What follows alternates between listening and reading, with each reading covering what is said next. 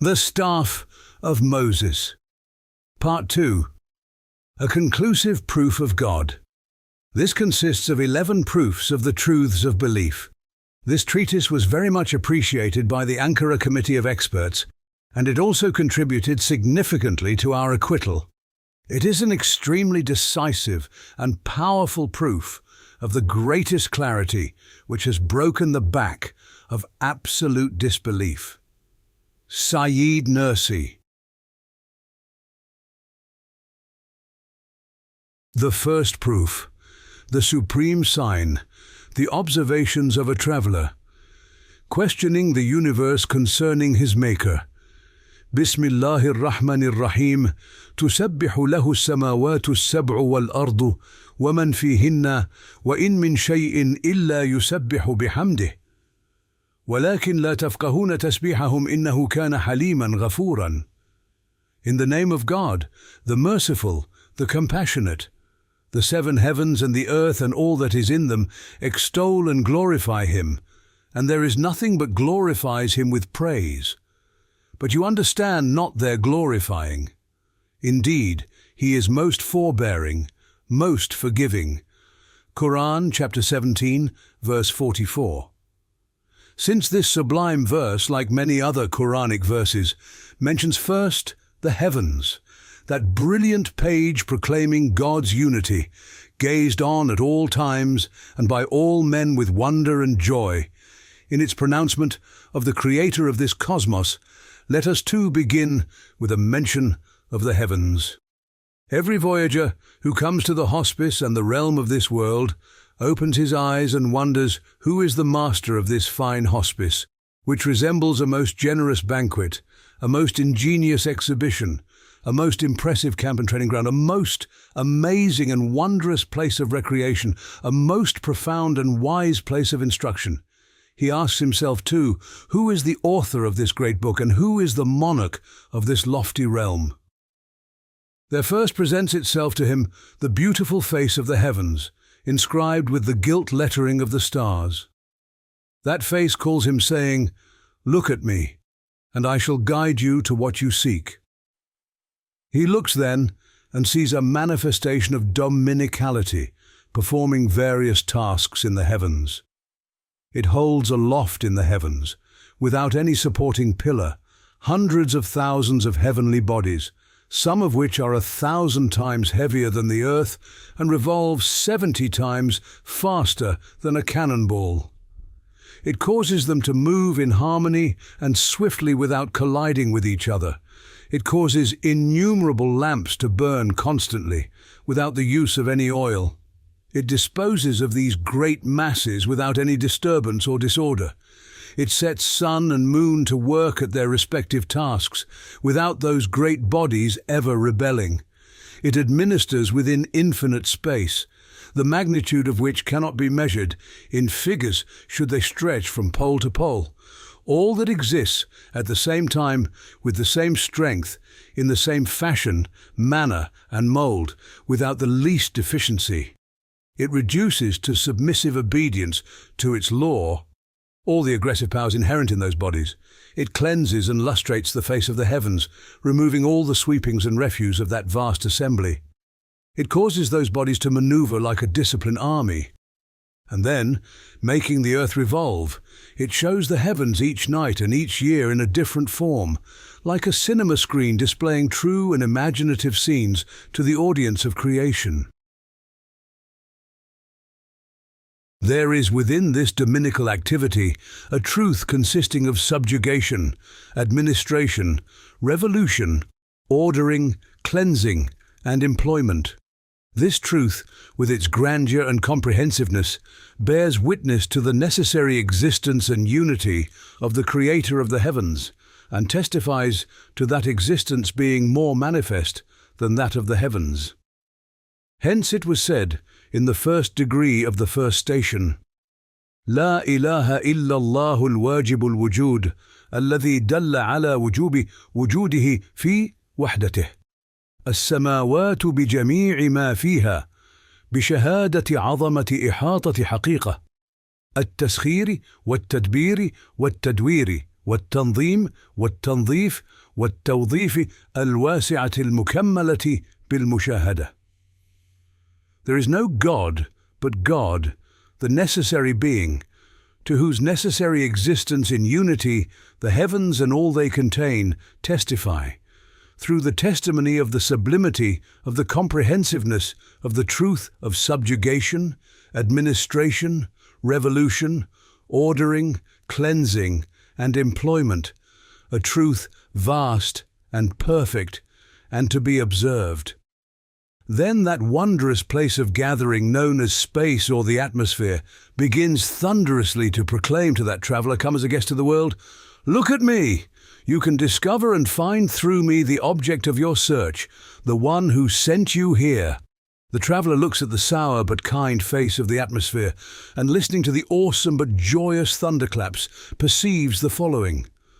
The clouds, suspended between the sky and the earth, water the garden of the world in the most wise and merciful fashion, furnish the inhabitants of the earth with the water of life, modify the natural heat of life, and hasten to bestow aid wherever it is needed.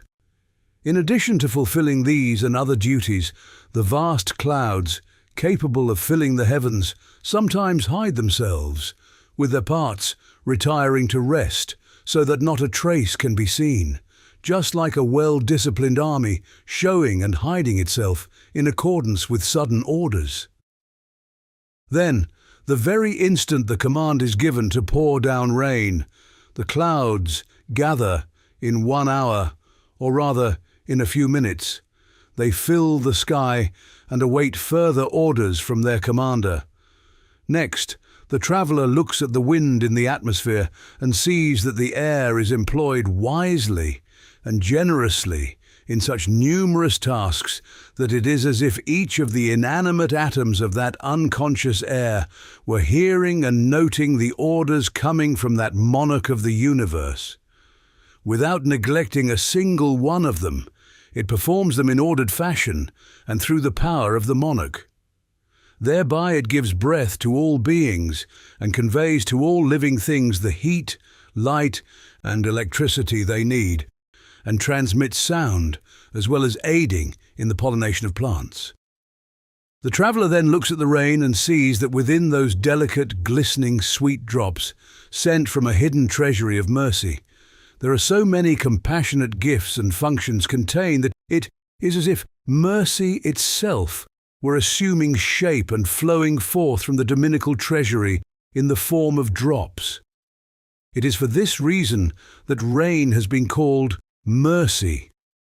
Next, the traveller looks at the lightning and listens to the thunder and sees that both of these two are employed in wondrous tasks. Then, taking his eyes off these, he looks to his own intellect and says, "The inanimate, lifeless cloud that resembles carded cotton has, of course, no knowledge of us. When it comes to our aid, it is not because it takes pity on us. It cannot appear and disappear without receiving orders. Rather, it acts in accordance with the orders of a most powerful and compassionate commander.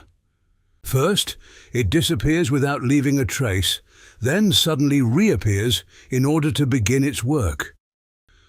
By the command and power of a most active and exalted, a most magnificent and splendid monarch, it fills and then empties the atmosphere. Inscribing the sky with wisdom and erasing the pattern, it makes of the sky a tablet of effacement and affirmation, a depiction of the gathering and the resurrection. By the contriving of a most generous and bountiful, a most munificent and solicitous sustainer, a ruler who regulates and disposes, it mounts the wind, and taking with it treasuries of rain, each as heavy as a mountain, hastens to the aid of the needy. It is as if it were weeping over them in pity, with its tears causing the flowers to smile, tempering the heat of the sun, spraying gardens with water, and washing and cleansing the face of the earth.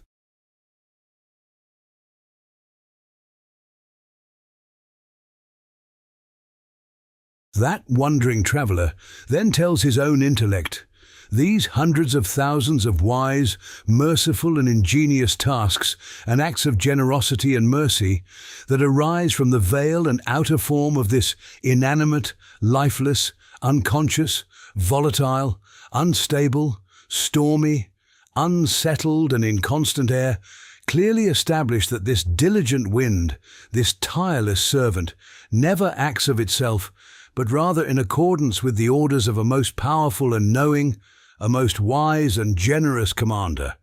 It is as if each particle were aware of every single task, like a soldier understanding and hearkening to every order of its commander, for it hears and obeys every dominical command that courses through the air. It aids all animals to breathe and to live, all plants to pollinate and grow, and cultivates all the matter necessary for their survival. It directs and administers the clouds, makes possible the voyaging of sailing ships, and enables sounds to be conveyed, particularly by means of wireless, telephone, telegraph and radio, as well as numerous other universal functions. Now these atoms, each composed of two such simple materials as hydrogen and oxygen, and each resembling the other, exist in hundreds of thousands of different fashions all over the globe. I conclude, therefore, that they are being employed and set to work in the utmost orderliness by a hand of wisdom. As the verse makes clear, وَتَصْرِيفِ الرِّيَاحِ وَالسَّحَابِ الْمُسَخَّرِ بَيْنَ السَّمَاءِ وَالْأَرْضِ, and the disposition of the winds and the clouds, held in disciplined order between the heavens and the earth. Quran, chapter 2, verse 164. The one who, through the disposition of the winds, employs them in countless dominical functions, who through the ordering of the clouds uses them in infinite tasks of mercy, and who creates the air in this fashion. Such a one can only be the possessor of necessary existence, the one empowered over all things and knowledgeable of all things, the sustainer endowed with glory and generosity. This is the conclusion our traveller now draws. Then he looks at the rain and sees that within it are contained benefits as numerous as the raindrops, and dominical manifestations as multiple as the particles of rain, and instances of wisdom as plentiful as its atoms. Those sweet, delicate and blessed drops are moreover created in so beautiful and ordered a fashion that particularly the rain sent in the summertime is dispatched and caused to fall with such balance and regularity that not even stormy winds that cause large objects to collide can destroy its equilibrium and order. The drops do not collide with each other or merge in such fashion as to become harmful masses of water. Water, composed of two simple elements like hydrogen and oxygen, is employed in hundreds of thousands of other wise, purposeful tasks and arts, particularly inanimate beings, although it is itself inanimate and unconscious. Rain, which is then the very embodiment of divine mercy, can only be manufactured in the unseen treasury of mercy of one most compassionate and merciful, and on its descent expounds in physical form the verse, وَهُوَ الَّذِي يُنَزِّلُ الْغَيْثَ مِنْ بَعْدِ مَا قَنَطُوا وَيَنْشُرُ رَحْمَتَهُ. And he it is who sends down rain after men have despaired, and thus spreads out his mercy. Quran, chapter 42, verse 28. The traveller next listens to the thunder and watches the lightning. He understands that these two wondrous events in the atmosphere are like a material demonstration of the verses. وَيُسَبِّحُ الرَّعْدُ بِحَمْدِهِ. The thunder glorifies his praise. Quran, chapter 13, verse 13. Yakadu sana barkihi yadhhabu bil absar. The brilliance of his lightning almost robs them of their sight. Quran, chapter 24, verse 43. They also announce the coming of rain, and thus give glad tidings to the needy. Yes, this sudden utterance of a miraculous sound by the atmosphere, the filling of the dark sky with the flash and fire of lightning, the setting alight of the clouds that resemble mountains of cotton or pipes bursting with water and snow. These and similar phenomena are like a blow struck on the head of the negligent man whose gaze is directed down at the earth. They tell him, "Lift up your head, look at the miraculous deeds of the most active and powerful being who wishes to make himself known." In the same way that you are not left to your own devices, so too, these phenomena and events have a master and a purpose. Each of them is caused to fulfill a particular task, and each is employed by a most wise disposer. The wandering traveller hears then the lofty and manifest testimony to the truth that is composed of the disposition of the winds, the descent of the rains, and the administration of the events of the atmosphere, and says, "Amantu billah," I believe in God. That which was stated in the second degree of the first station expresses the observations of the traveller concerning the atmosphere. لا إله إلا الله الواجب الوجود الذي دل على وجوب وجوده الجو بجميع ما فيه بشهادة عظمة إحاطة حقيقة التسخير والتصريف والتنزيل والتدبير الواسعة المكملة بالمشاهدة. There is no God but God, the necessary being, to whose necessary existence in unity the atmosphere and all it contains testifies, through the testimony of the sublimity of the comprehensiveness, of the truth of subjugation, disposal, causing to descend, and regulation, a truth vast and perfect, and to be observed. Next, the globe addresses that thoughtful traveller, now growing accustomed to his reflective journey. Why are you wandering through the heavens, through space and the sky? Come, I will make known to you what you are seeking. Look at the functions that I perform, and read my pages. He looks and sees that the globe, like an ecstatic Mevlevi dervish with its twofold motion, is tracing out around the field of the supreme gathering a circle that determines the succession of days, years, and seasons. It is a most magnificent dominical ship, loaded with the hundreds of thousands of different forms of food and equipment needed for all animate beings, floating with the utmost equilibrium in the ocean of space encircling the sun. He then looks at the pages of the earth and sees that each page of each of its chapters proclaims the sustainer of the earth in thousands of verses. Being unable to read the whole of it, he looks at the page dealing with the creation and deployment of animate beings in the spring and observes the following. The forms of the countless members of hundreds of thousands of species emerge in the utmost precision from a simple material and are then nurtured in most merciful fashion.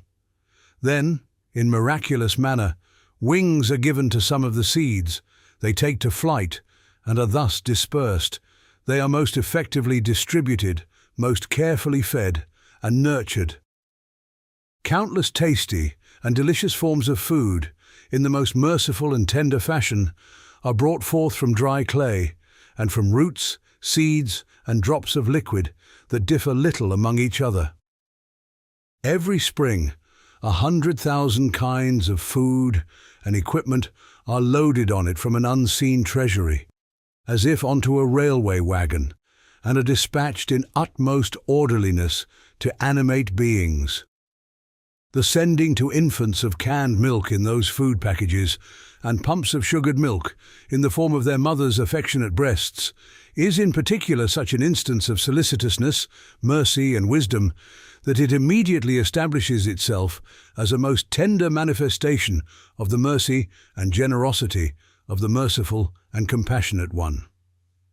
In short, this living page of spring displays 100,000 examples and samples of the supreme gathering, and is a tangible demonstration of this verse. فانظر إلى آثار رحمة الله كيف يحيي الأرض بعد موتها إن ذلك لمحيي الموتى وهو على كل شيء قدير. So look to the signs of God's mercy, how he gives life to the earth after its death. For verily he it is who gives life to the dead, and he has power over all things. Quran, chapter 30, verse 50. Moreover, this verse may be said to express in miraculous fashion the meanings of the page that is spring. The traveller thus understood that the earth proclaims through all its pages, in fashion proportionate to their size, La ilaha illa huwa, there is no God but He. In expression of the meaning beheld by the traveller through the brief testimony of one of the 20 aspects of a single page out of the more than 20 pages of the globe, it was said in the third degree of the first station, لا إله إلا الله الواجب الوجود الذي دل على وجوب وجوده في وحدته الأرض بجميع ما فيها وما عليها بشهادة عظمة إحاطة حقيقة التسخير والتدبير والتربية والفتاحية وتوزيع البذور والمحافظة والإدارة والإعاشة لجميع ذوي الحياة والرحمانية والرحيمية العامة الشاملة المكملة بالمشاهدة. There is no God but God, the necessary being, to whose necessary existence in unity the earth with all that is in it and upon it testifies, through the testimony of the sublimity of the comprehensiveness of the truth of subjugation, disposition, nurturing, opening, distribution of seeds, protection, administration, the giving of life to all animate beings, compassion and mercy, universal and general, a truth vast and perfect, and to be observed. Then that reflective traveller read each page of the cosmos, and as he did so, his faith, that key to felicity, strengthened. His gnosis, that key to spiritual progress, increased. His belief in God, the source and foundation of all perfection, developed 1 degree more. His joy and pleasure augmented and aroused his eagerness. And while listening to the perfect and convincing lessons given by the sky, by space and the earth, he cried out for more. Then he heard the rapturous invocation of God made by the tumult of the seas and the great rivers, and listened to their sad yet pleasant sounds. In numerous ways they were saying to him, "Look at us, read also our signs." Looking, our traveller saw the following: the seas, constantly and vitally surging, merging and pouring forth with an inclination to conquest inherent in their very nature, surrounded the earth, and together with the earth, revolved extremely swiftly in a circle of 25,000 years in a single year. Yet the seas did not disperse, did not overflow or encroach on the land contiguous to them. They moved and stood still, and were protected by the command and power of a most powerful and magnificent being. Then, looking to the depths of the sea, the traveller saw that apart from the most beautiful, well-adorned and symmetrical jewels, there were thousands of different kinds of animal, sustained and ordered, brought to life and caused to die, in so disciplined a fashion, their provision coming from mere sand and salt water, that it established irresistibly the existence of a powerful and glorious, a merciful and beauteous being administering and giving life to them. The traveller then looks at the rivers and sees that the benefits inherent in them, the functions they perform, and their continual replenishment are inspired by such wisdom and mercy as indisputably to prove that all rivers, springs, streams, and great waterways flow forth from the treasury of mercy of the Compassionate One, the Lord of glory and generosity. They are preserved and dispensed indeed in so extraordinary a fashion that it is said, 4 rivers flow forth from paradise. Footnote: See Muslim, title Jannah, chapter 26. The rivers, Sayhan, Jayhan, Euphrates, and Nile. That is, they transcend by far apparent causes and flow forth instead from the treasury of a non-material paradise, from the superabundance of an unseen and inexhaustible source. For example, the blessed Nile, that turns the sandy land of Egypt into a paradise, flows from the mountains of the moon in the south without ever being exhausted, as if it were a small sea. If the water that flowed down the river in 6 months were gathered together in the form of a mountain and then frozen, it would be larger than those mountains. But the place in the mountains where the water is lodged and stored is less than 1/6 of their mass. As for the water that replenishes the river, the rain that enters the reservoir of the river is very sparse in that torrid region and is quickly swallowed up by the thirsty soil. Hence, it is incapable of maintaining the equilibrium of the river. A tradition has thus grown up that the blessed Nile springs in miraculous fashion from an unseen paradise. This tradition has profound meaning and expresses a beautiful truth. The traveller saw, then, 1,000th part of the truths and affirmations contained in the oceans and rivers. The seas proclaim unanimously, with a power proportionate to their extent, La ilaha illa huwa. There is no God but He, and produce as witnesses to their testimony all the creatures that inhabit them. This our traveller perceived. Expressing and conveying the testimony of the seas and the rivers, we said, in the 4th degree of the first station, لا إله إلا الله الواجب الوجود الذي دل على وجوب وجوده في وحدته جميع البحار والأنهار بجميع ما فيها بشهادة عظمة إحاطة حقيقة التسخير والمحافظة والادخار والإدارة الواسعة المنتظمة بالمشاهدة. There is no God but God, the necessary existent, to the necessity of whose existence in unity point all the seas and the rivers, together with all they contain, by the testimony of the sublimity of the comprehensiveness of the truth of subjugation, preservation, storing up, and administration, vast and well-ordered, and to be observed. Then the traveller is summoned on his meditative journey by the mountains and the plains. Read too our pages, they say. Looking, he sees that the universal function and duty of mountains is of such grandeur and wisdom as to stupefy the intelligence. The mountains emerge from the earth by the command of their sustainer, thereby palliating the turmoil, anger, and rancor that arise from disturbances within the earth. As the mountains surge upward, the earth begins to breathe. It is delivered from harmful tremors and upheavals, and its tranquility as it pursues its duty of rotation is no longer disturbed.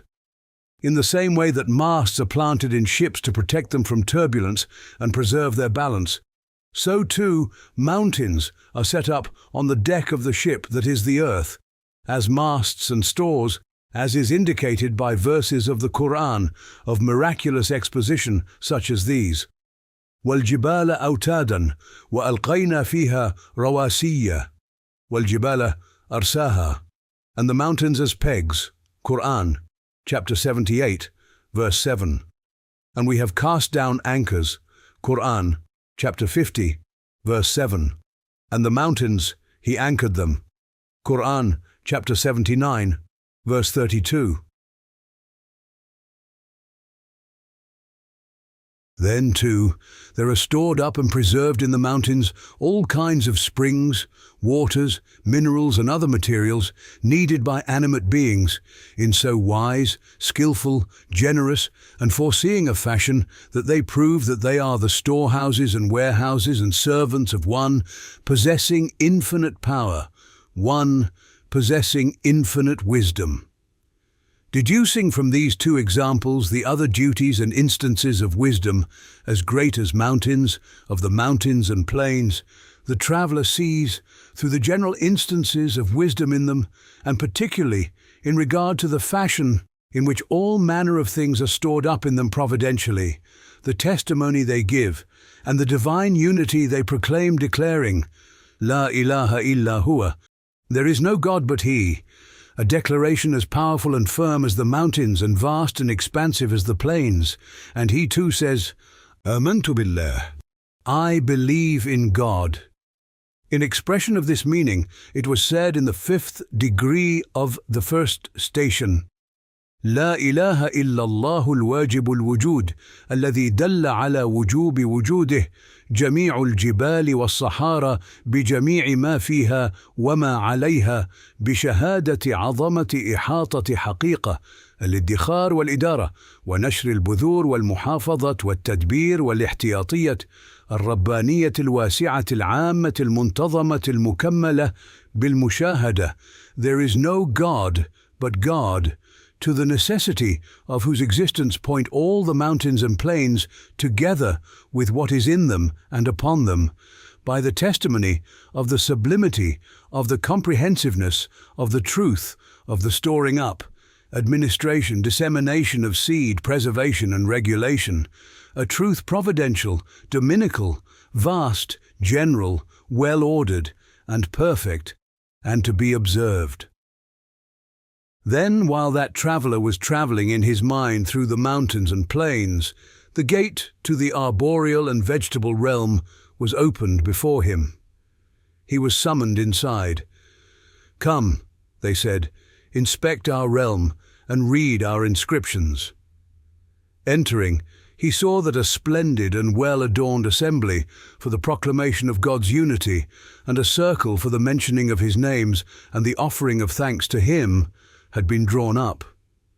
He understood for the very appearance of all trees and plants that their different species were proclaiming unanimously, La ilaha illallah, there is no God but God. For he perceived 3 great and general truths indicating and proving that all fruit-giving trees and plants, with the tongue of their symmetrical and eloquent leaves, the phrases of their charming and loquacious flowers, the words of their well-ordered and well-spoken fruits, were testifying to God's glory and bearing witness that, La ilaha illa huwa, there is no God but He.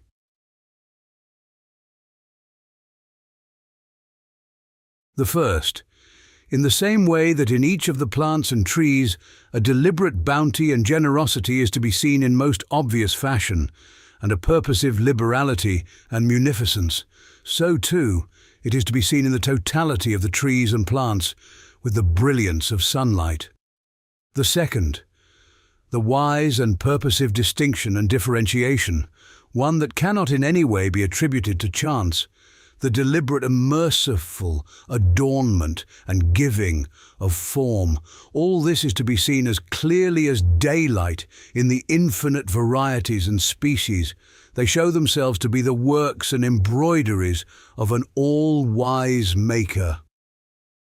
The third, the opening and unfolding of all the separate members of the 100,000 species of that infinite realm, each in its own distinct fashion and shape, in the utmost order, equilibrium and beauty, from well-defined, limited, simple, and solid seeds and grains, identical to each other or nearly so, they're emerging from those seeds in distinct and separate form, with utter equilibrium, vitality, and wise purpose, without the least error or mistake, is a truth more brilliant than the sun. The witnesses proving this truth are as numerous as the flowers, fruits, and leaves that emerge in the spring. So, the traveller said, Alhamdulillahi ala ni'matil iman. Praise be to God for the blessing of belief.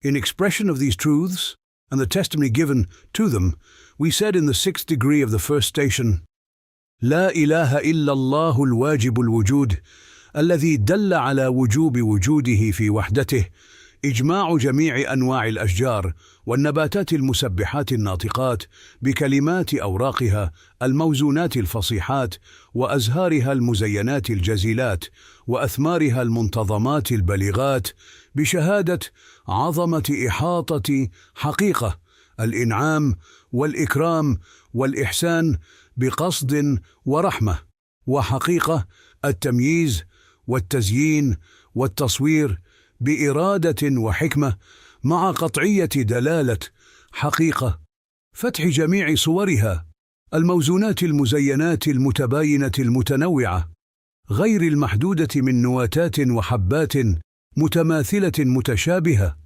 محصورة معدودة. There is no God but God, to the necessity of whose existence in unity points the consensus of all the species of trees and plants that are engaged in glorifying God and speak with the eloquent and well-ordered words of their leaves, their loquacious and comely flowers, their well-ordered and well-spoken fruits by the testimony of the sublimity of the comprehensiveness of the truth of bestowal, bounty, and generosity done in purposive mercy, and the truth of differentiation, adornment, and decoration, done with will and wisdom. Definite, too, is the indication given by the truth of the opening of all their symmetrical, adorned, distinct, variegated, and infinite forms, from seeds and grains that resemble and approximate each other, that are finite and limited. As this traveller through the cosmos proceeded on his meditative journey, with increased eagerness and a bouquet of gnosis and faith, itself like a spring gathered from the garden of the spring, there opened before his truth-perceiving intellect, his cognitive reason, the gate to the animal and bird realm. With hundreds of thousands of different voices and various tongues, he was invited to enter. Entering, he saw that all the animals and birds, in their different species, groups and nations, were proclaiming silently and aloud, La ilaha illa huwa, there is no God but He, and had thus turned the face of the earth into a vast place of invocation, an expansive assembly for the proclamation of God's glory. He saw each of them to be like an ode dedicated to God, a word proclaiming His glory, a letter indicating His mercy, each of them describing the Maker and offering Him thanks and encomium. It was as if the senses, powers, members and instruments of those animals and birds were orderly and balanced words, or perfect and disciplined expressions. He observed three great and comprehensive truths indicating in decisive form their offering of thanks to the Creator and Provider and their testimony to His unity. The first, their being brought into existence with wisdom and purpose, and their creation full of art in a fashion that in no way can be attributed to chance, to blind force, or inanimate nature. Their being created and composed in purposive and knowledgeable manner, their animation and being given life in a way that displays in 20 aspects the manifestation of knowledge, wisdom and will. All of this is a truth that bears witness to the necessary existence of the eternally living and self-subsistent, His 7 attributes and unity, a witness repeated to the number of all animate beings. The second, there appears from the distinction made among those infinite beings, and from their adornment and decoration, in a fashion by which their features are different, their shapes adorned, their proportions measured and symmetrical, and their forms well ordered. There appears from this a truth so vast and powerful that none other than the one powerful over all things, the one knowledgeable of all things, could lay claim to it. This comprehensive act, which displays in every respect thousands of wonders and instances of wisdom. It is impossible and precluded that anything other than such a one could lay claim to it. The third, the emergence and unfolding of those countless creatures, in their hundreds of thousands of different shapes and forms, each of which is a miracle of wisdom. Their emergence from eggs and drops of water called sperm that are identical with each other or closely resemble each other and are limited and finite in number. All this in the most orderly, symmetrical and unfailing fashion is so brilliant a truth as to be illumined with proofs and evidences as numerous as the animals themselves. By the consensus of these 3 truths, all the species of animals are engaged together in testifying that, La ilaha illa huwa. There is no God but He. It is as if the whole earth, like a great man, were saying, La ilaha illa huwa. There is no God but He, in a manner befitting its vastness and conveying its testimony to the dwellers of the heaven. The traveller saw this and understood it perfectly. In expression of these truths, we said in the 7th degree of the first station, La ilaha illa الله الواجب الوجود الذي دل على وجوب وجوده في وحدته اتفاق جميع أنواع الحيوانات والطيور الحامدات الشاهدات بكلمات حواسها وقواها وحسياتها ولطائفها الموزونات المنتظمات الفصيحات وبكلمات أجهزتها وجوارحها وأعضائها وآلاتها المكملة البليغات بشهادة عظمة إحاطة حقيقة الإيجاد والصنع والإبداع بالإرادة وحقيقة التمييز والتزيين بالقصد وحقيقة التقدير والتصوير بالحكمة مع قطعية دلالة حقيقة. فتح جميع صورها المنتظمة المتخالفة المتنوعة غير المحصورة من بيضات وقطرات متماثلة متشابهة محدودة. There is no God but God, to whose necessary existence in unity points the consensus of all animals and birds that praise God and bear witness to Him with the words of their senses, their faculties and powers, words well balanced, ordered and eloquent, with the words of their limbs and members, words perfect and persuasive, by the testimony of the sublimity of the comprehensiveness of the truth of bringing into being, making, and creating, according to will, the truth of distinction and decoration according to purpose, and the truth of proportioning and forming according to wisdom. Definite, too, is the indication given by the truth of the opening of all of their orderly, distinct, variegated, and infinite forms out of identical or similar eggs and drops of sperm that are finite and limited. That meditative voyager, in order to advance farther in the infinite degrees and countless luminous stages of knowledge of God, then wished to enter the world of men, the realm of humanity. Humanity, headed by the prophets, invited him, and he accepted the invitation. Looking first at the stopping place of the past, he saw that all of the prophets, peace and blessings be upon them, the most luminous and perfect of humankind, were reciting in chorus, La ilaha illa huwa, no God but He, and making remembrance of God. With the power of their brilliant, well-attested and innumerable miracles, they were proclaiming God's unity, and in order to advance man from the animal state to angelic degree, they were instructing men and summoning them to belief in God. Kneeling down in that school of light, he too paid heed to the lesson.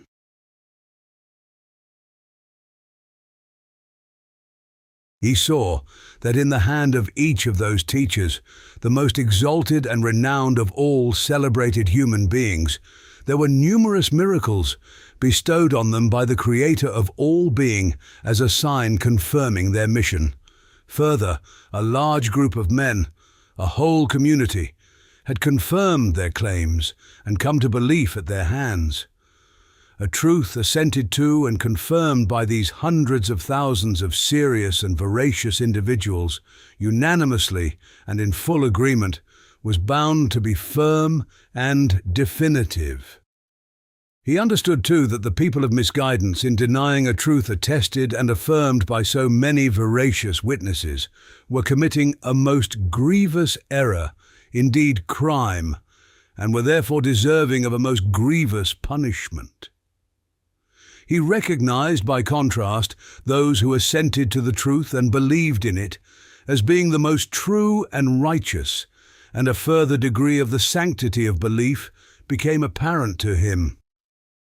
Yes, the infinite miracles bestowed by God on the prophets, peace be upon them, each one being like a confirmation of their mission, the heavenly blows dealt to their opponents, each being like a proof of their truth, fullness, their individual perfections, each one being like an indication of their righteousness, their veracious teachings, the strength of their faith, a witness to their honesty, their supreme seriousness and readiness to self-sacrifice, the sacred books and pages held by their hands, their countless pupils who through following their paths attain truth, perfection, and light, thus proving again the truthfulness of the teachings, the unanimous agreement of the prophets, those most earnest warners, and their followers in all positive matters, their concord, mutual support and affinity. All of this constitutes so powerful a proof that no power on earth can confront it, and no doubt or hesitation can survive it. Our traveller understood further that inclusion of belief in all the prophets, peace be upon them, among the pillars of belief, represents another great source of strength.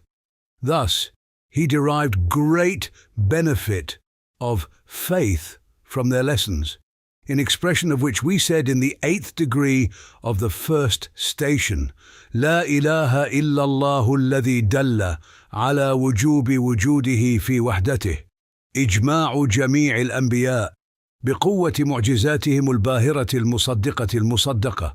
There is no God but God, to the necessity of whose existence in unity points the unanimity of all the prophets, through the power of their luminous miracles that both affirm and are affirmed.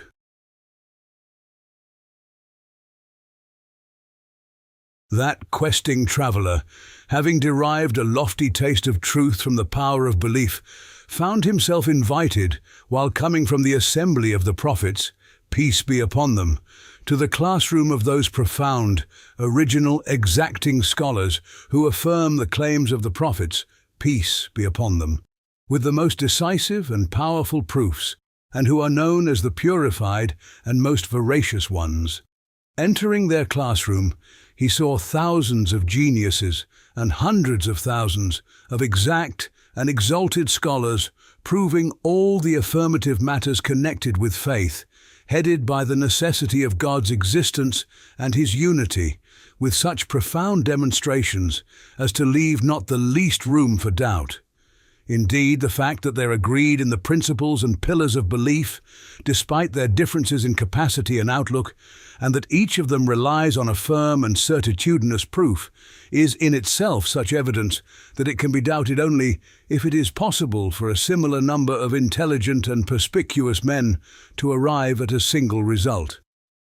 Otherwise, the only way for the denier to oppose them is to display his ignorance, his utter ignorance, and his obstinacy with respect to negative matters that admit neither of denial nor affirmation. He will in effect be closing his eyes, but the one who closes his eyes is able to turn day into night only for himself.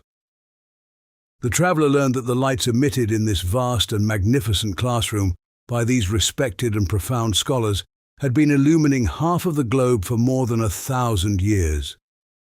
He found in it moral and spiritual force that the combined strength of all the people of denial would be unable to shake or destroy. In brief allusion to the lesson learned by the traveller in this classroom, we said in the 9th degree of the first station, La ilaha illallah, والذي دل على وجوب وجوده في وحدته اتفاق جميع الأصفياء بقوة براهينهم الزاهرة المحققة المتفقة.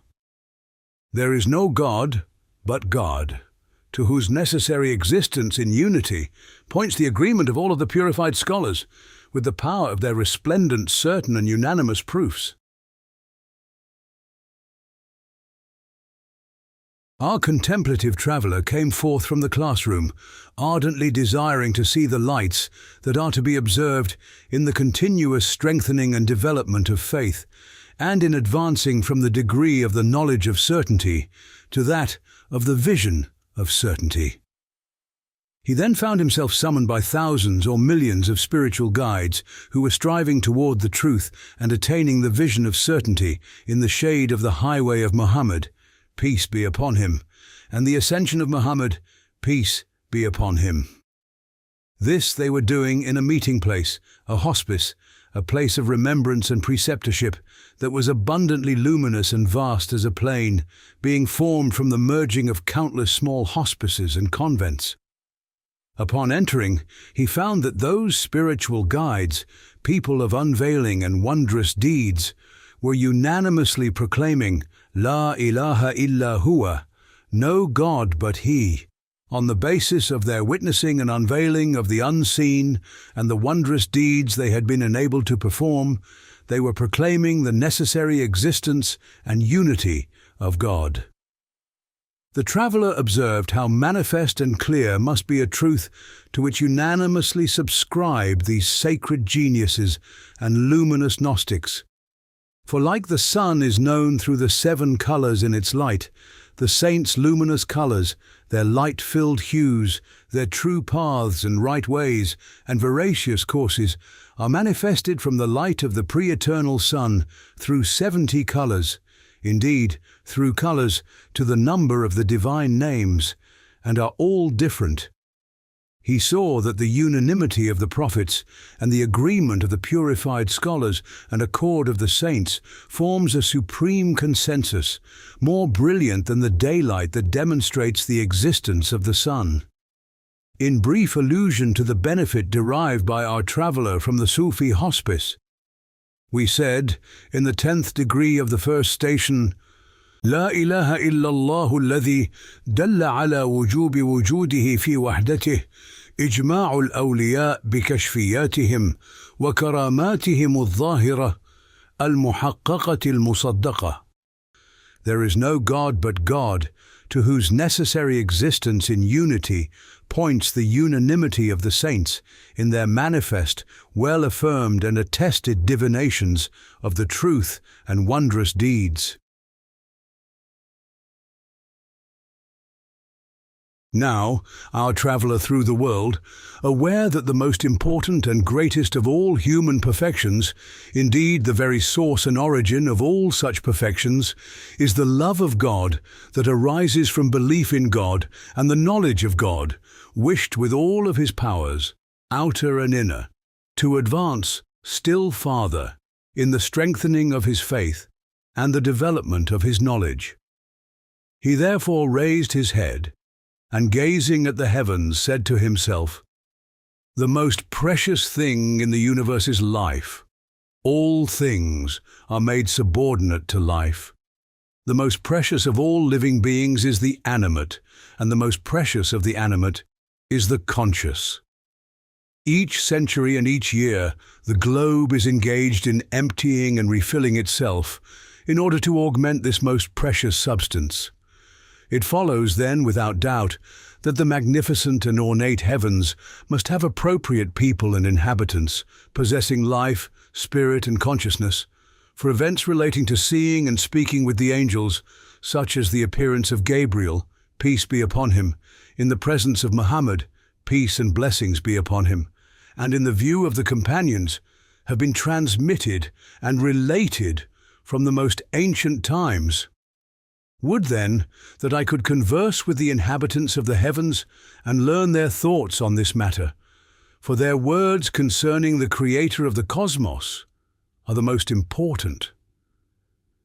As he was thus thinking to himself, he suddenly heard a heavenly voice. If you wish to meet us and hearken to our lesson, then know that before all others we have believed in the articles of faith brought by means of us to the prophets, headed by the Prophet Muhammad, peace and blessings be upon him, who brought the Quran of miraculous exposition.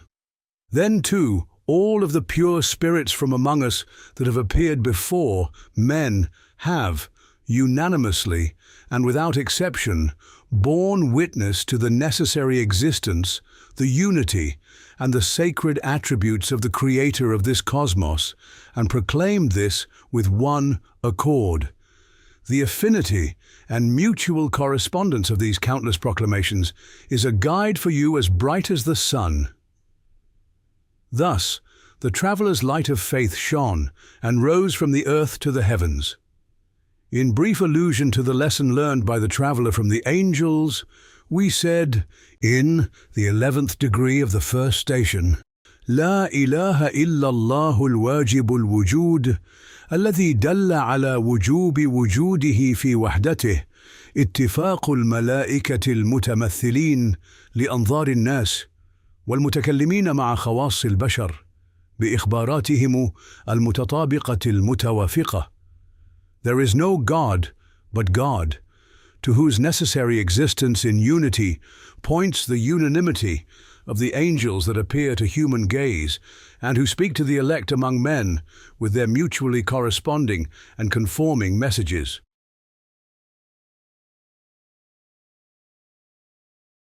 Then, that ardent and inquisitive traveller, having learned from the tongues of various realms of creation in the manifest realm, in their material and corporeal aspects, and from the utterance of their modes of being, desired to study and journey through the world of the unseen and the intermediate realm, and thus to investigate reality. There opened to him the gate of upright and luminous intellects, of sound and illumined hearts that are like the seed of man, who is the fruit of the universe, and despite their slight girth, can expand virtually to embrace the whole of the cosmos. He looked and saw a series of human isthmuses linking the realm of the unseen with that of the manifest, and the contacts between those two realms, and the interchanges between them, insofar as they affect man, taking place at those points. Addressing his intellect and his heart, he said, "Come, the path leading to truth from these counterparts of yours is shorter. We should benefit by studying their qualities, natures, and colors concerning faith that we find here, not by listening to the lessons given by the tongues of disposition, as was previously the case." Beginning his study, he saw that the belief and firm conviction concerning the divine unity that all luminous intellects possessed, despite their varying capacities and differing, even opposing methods and outlooks, was the same, and that their steadfast and confident certainty and assurance was one. They had, therefore, to be relying on a single, unchanging truth. Their roots were sunk in a profound truth and could not be plucked out. Their unanimity concerning faith, the necessary existence and unity of God, was an unbreakable and luminous chain, a brightly lit window opening onto the world of the truth. He saw also that the unanimous, assured and sublime unveilings and witnessings of the pillars of belief enjoyed by all those sound and luminous intellects, whose methods were various and outlooks divergent, corresponded to and agreed with each other on the matter of the divine unity. All those luminous hearts turned and joined to the truth, and manifesting it, each a small throne of dominical knowledge, a comprehensive mirror of God's eternal besoughtedness, were like so many windows opened onto the sun of the truth. Taken together, they were like a supreme mirror, like an ocean reflecting the sun. Their agreement and unanimity concerning the necessary existence and unity of God was an unfailing and reliable, most perfect guide, most elevated preceptor. For it is in no way possible or conceivable that a supposition other than the truth, an untrue thought, a false attribute, should so consistently and decisively be able to deceive simultaneously so many sharp eyes, or to induce illusion in them. Not even the foolish sophists who deny the cosmos would agree with the corrupt and dissipated intellect that held such a thing possible. All of this our traveller understood, and he said, together with his own intellect and heart, Amantu billah, I have believed in God. In brief allusion to the benefit derived from upright intellects and luminous hearts by our traveller for knowledge of belief, we said in the 12th and 13 degrees of the first station, لا إله إلا الله الواجب الوجود الذي دل على وجوب وجوده في وحدته إجماع العقول المستقيمة المنورة باعتقاداتها المتوافقة وبقناعاتها ويقيناتها المتطابقة مع تخالف الاستعدادات والمذاهب، وكذلك دل على وجوب وجوده في وحدته اتفاق القلوب السليمة النورانية بكشفياتها المتطابقة وبمشاهداتها المتوافقة مع تباين المسالك والمشارب. There is no God but God, to whose necessary existence in unity points the consensus of all upright intellects, illumined with congruent beliefs and corresponding convictions and certainties, despite differences in capacity and outlook.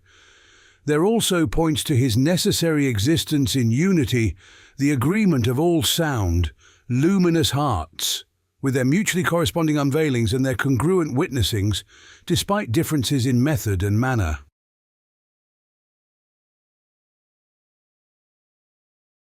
Then that traveller, looking closely at the world of the unseen, and voyaging in it with his intellect and his heart, knocked inquisitively on the door of that world, thinking to himself, "What does this world have to say?" The following occurred to him.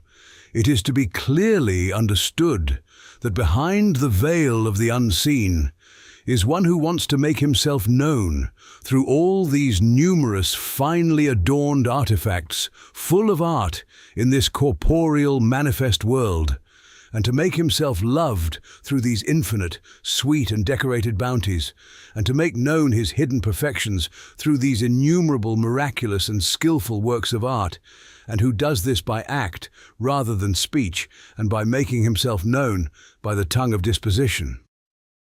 Since this is so, of a certainty he will speak and make himself known and loved through speech and utterance, just as he does through deed and state.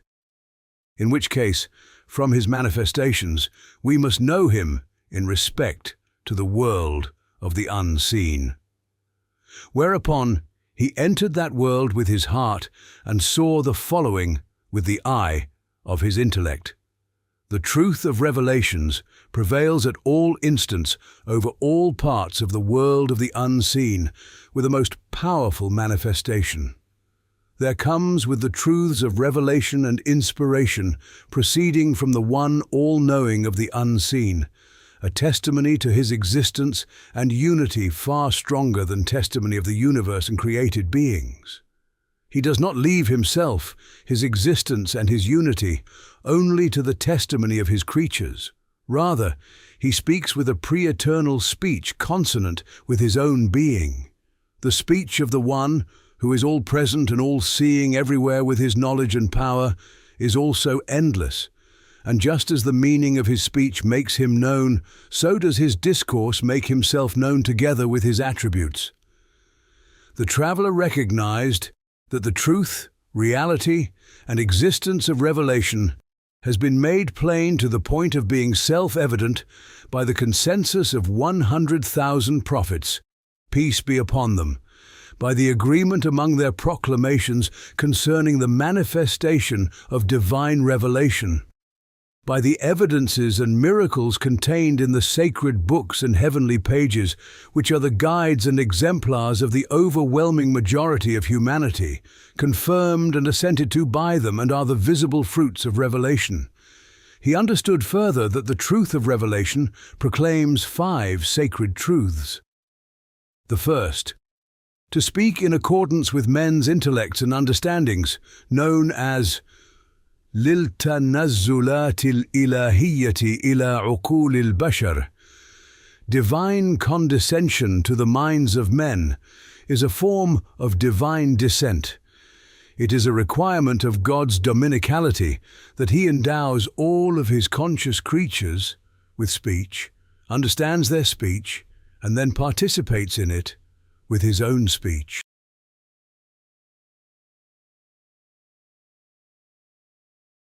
The second, the one who, in order to make himself known, fills the cosmos with his miraculous creations and endows them with tongues speaking of his perfections, will necessarily make himself known with his own words also.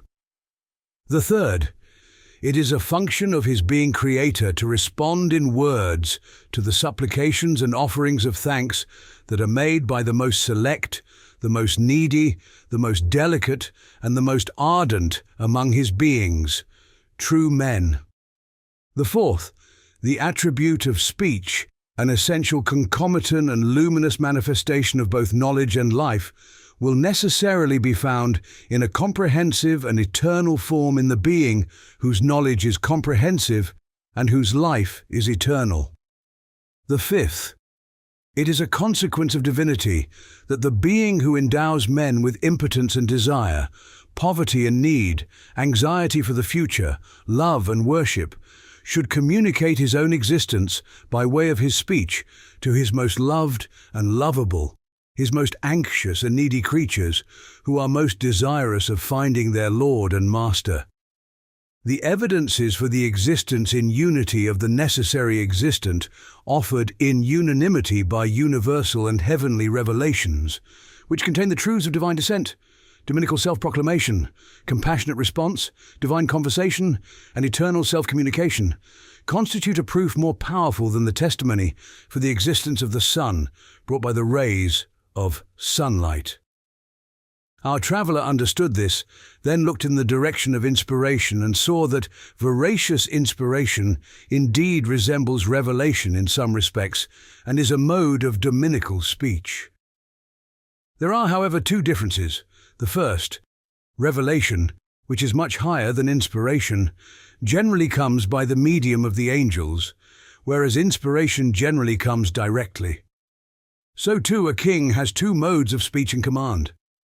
The first consists of his sending to a governor a lieutenant equipped with all the pomp of monarchy and the splendor of sovereignty.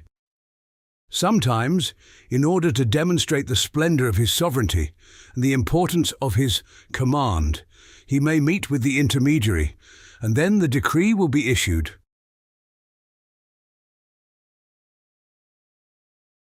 The second consists of his speaking privately in his own person, not with the title of monarch or in the name of kingship, concerning some private matter, some petty affair, using for this purpose a trusted servant, some ordinary subject, or his private telephone. In the same way, the pre-eternal monarch may either, in the name of the sustainer of all the worlds, and with the title of creator of the universe, speak with revelation or the comprehensive inspiration that performs the function of revelation, or he may speak in a different and private fashion, as the sustainer and creator of all animate beings, from behind the veil, in a way suited to the recipient. The second difference, revelation is without shadow, pure and reserved for the elect. Inspiration, by contrast, has shadow, colors intermingle with it, and it is general. There are numerous different kinds of inspiration, such as the inspiration of angels, the inspiration of men, and the inspiration of animals. Inspiration thus forms a field for the multiplication of God's words that are as numerous as the drops in the ocean. Our traveller understood that this matter is, indeed, a kind of commentary on the verse. لو كان البحر مدادا لكلمات ربي لنفد البحر قبل أن تنفد كلمات ربي. Were the sea to become ink for the words of my sustainer, verily the sea would be exhausted before the words of my sustainer. Quran, chapter 18, verse 109. Then he looked at the nature, the wisdom, and the testimony of inspiration, and saw that its nature, wisdom, and result were composed of four lights. The first, it is the result of God's lovingness and mercifulness that he makes himself loved through word, presence, and discourse, in the same way that he makes himself loved to his creatures through his deeds. The second, it is a requirement of his compassionateness that just as he answers his servants' prayers in deed, he should also answer them in word, from behind veils. The third, it is a concomitant of dominicality, that just as he responds in deed to the cries for help, supplications, and pleadings of those of his creatures who are afflicted with grievous misfortunes and hardships, so too he should hasten to their help with words of inspiration, which are like a form of speech.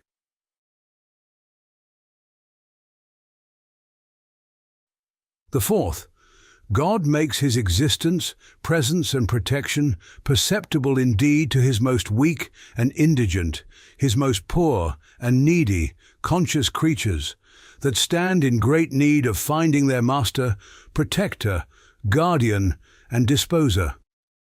It is a necessary and essential consequence of his divine solicitousness and his dominical compassion that he should also communicate his presence and existence by speech, from behind the veil of veracious inspiration, a mode of dominical discourse, to individuals in a manner peculiar to them and their capacities, through the telephone of their hearts.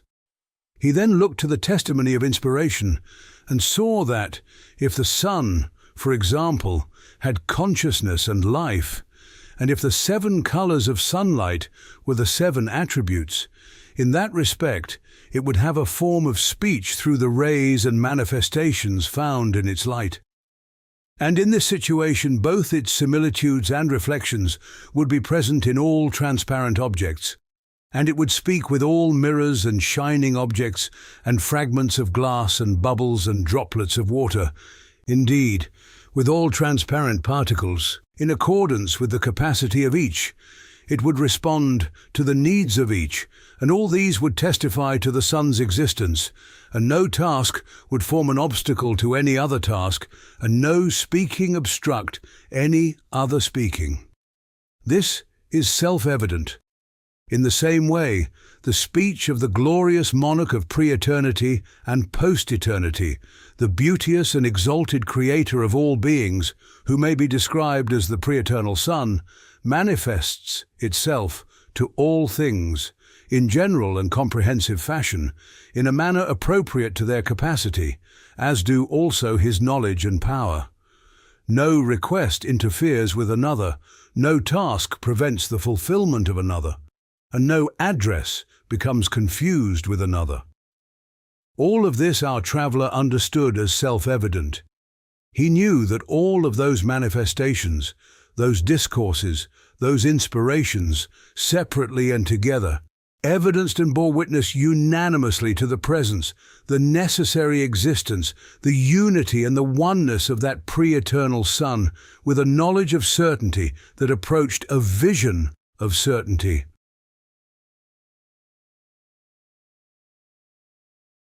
In brief allusion to the lesson in knowledge of God from the world of the unseen gained by our inquisitive traveller, we said in the 14th and 15th degrees of the first station, لا إله إلا الله الواجب الوجود الواحد الأحد الذي دل على وجوب وجوده في وحدته إجماع جميع الوحيات الحقة المتضمنة للتنزلات الإلهية وللمكالمات السبحانية وللتعرفات الربانية وللمقابلات الرحمانية عند مناجاة عباده وللإشعارات الصمدانية لوجوده لمخلوقاته، وكذلك دل على وجوب وجوده في وحدته اتفاق الإلهامات الصادقة المتضمنة للتوددات الإلهية وللإجابات الرحمانية لدعوات مخلوقاته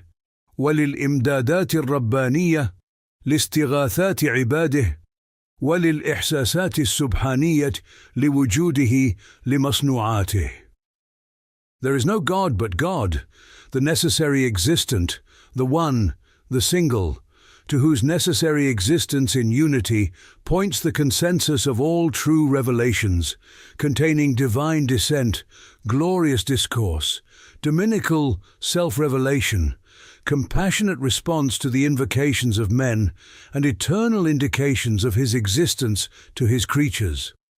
There points also to his necessary existence in unity, the agreement of all veracious inspirations, containing expressions of God's love, compassionate responses to the prayers of God's creatures, dominical responses to the appeals of his servants for aid, and glorious intimations of his existence to his creatures.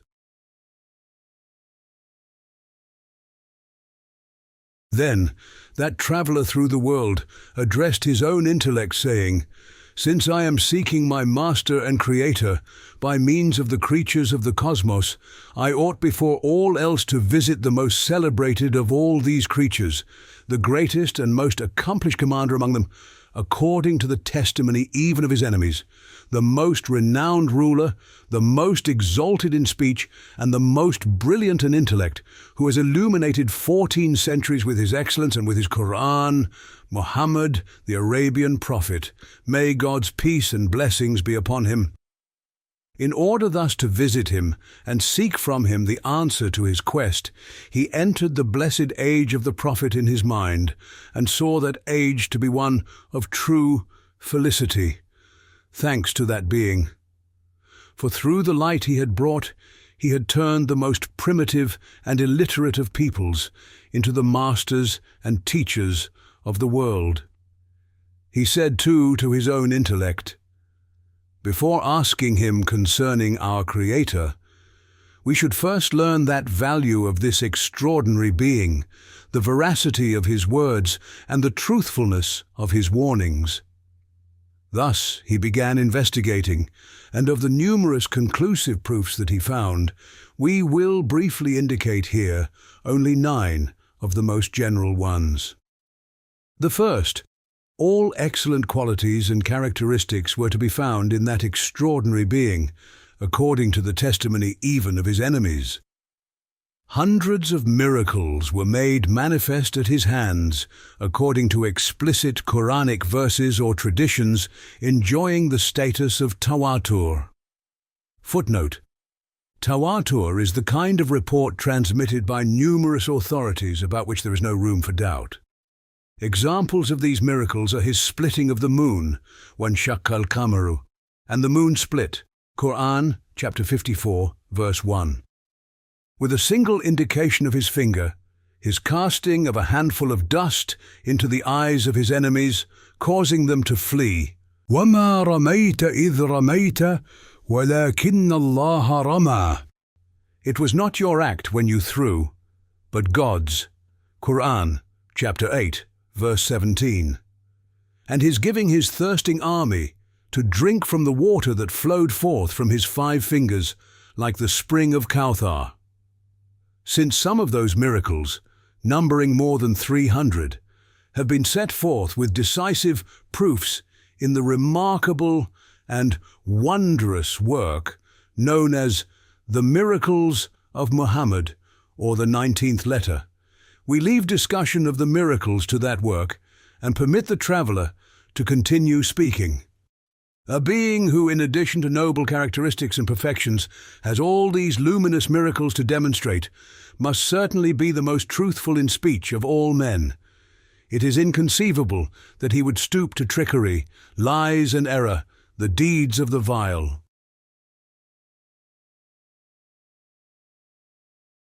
The second, he holds in his hand a decree from the Lord of the universe, a decree accepted and affirmed in each century by more than 300 million people.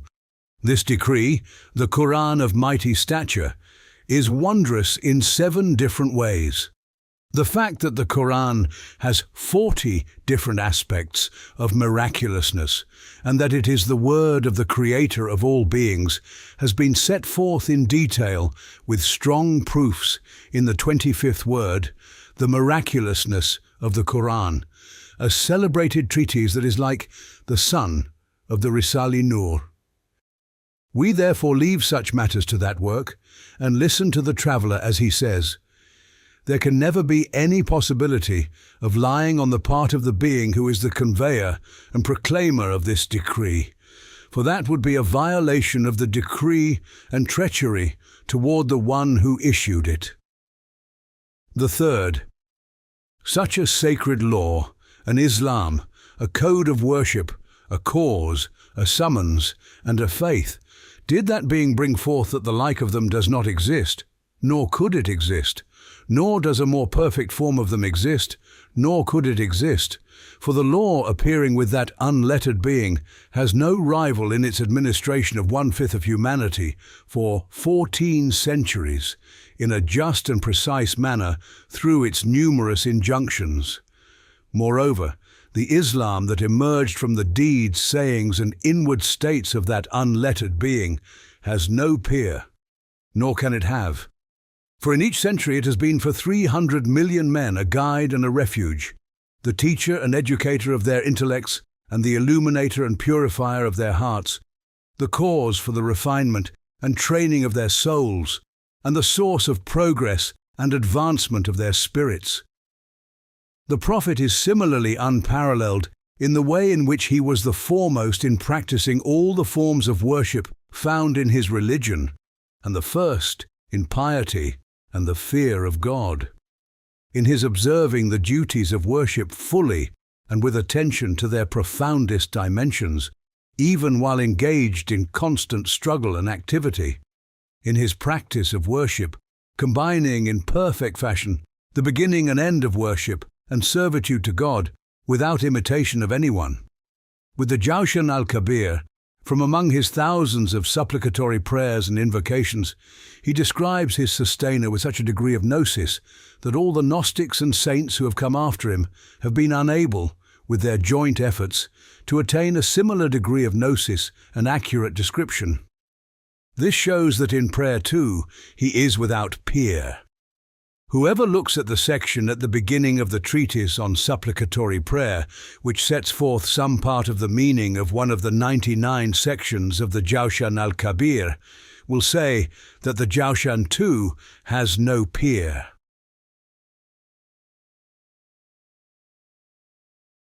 In his conveying of the message and his summoning men to the truth, he displayed such steadfastness, firmness and courage that although great states and religions, and even his own people, tribe and uncle, opposed him in the most hostile fashion, he exhibited not the slight trace of hesitation, anxiety, or fear.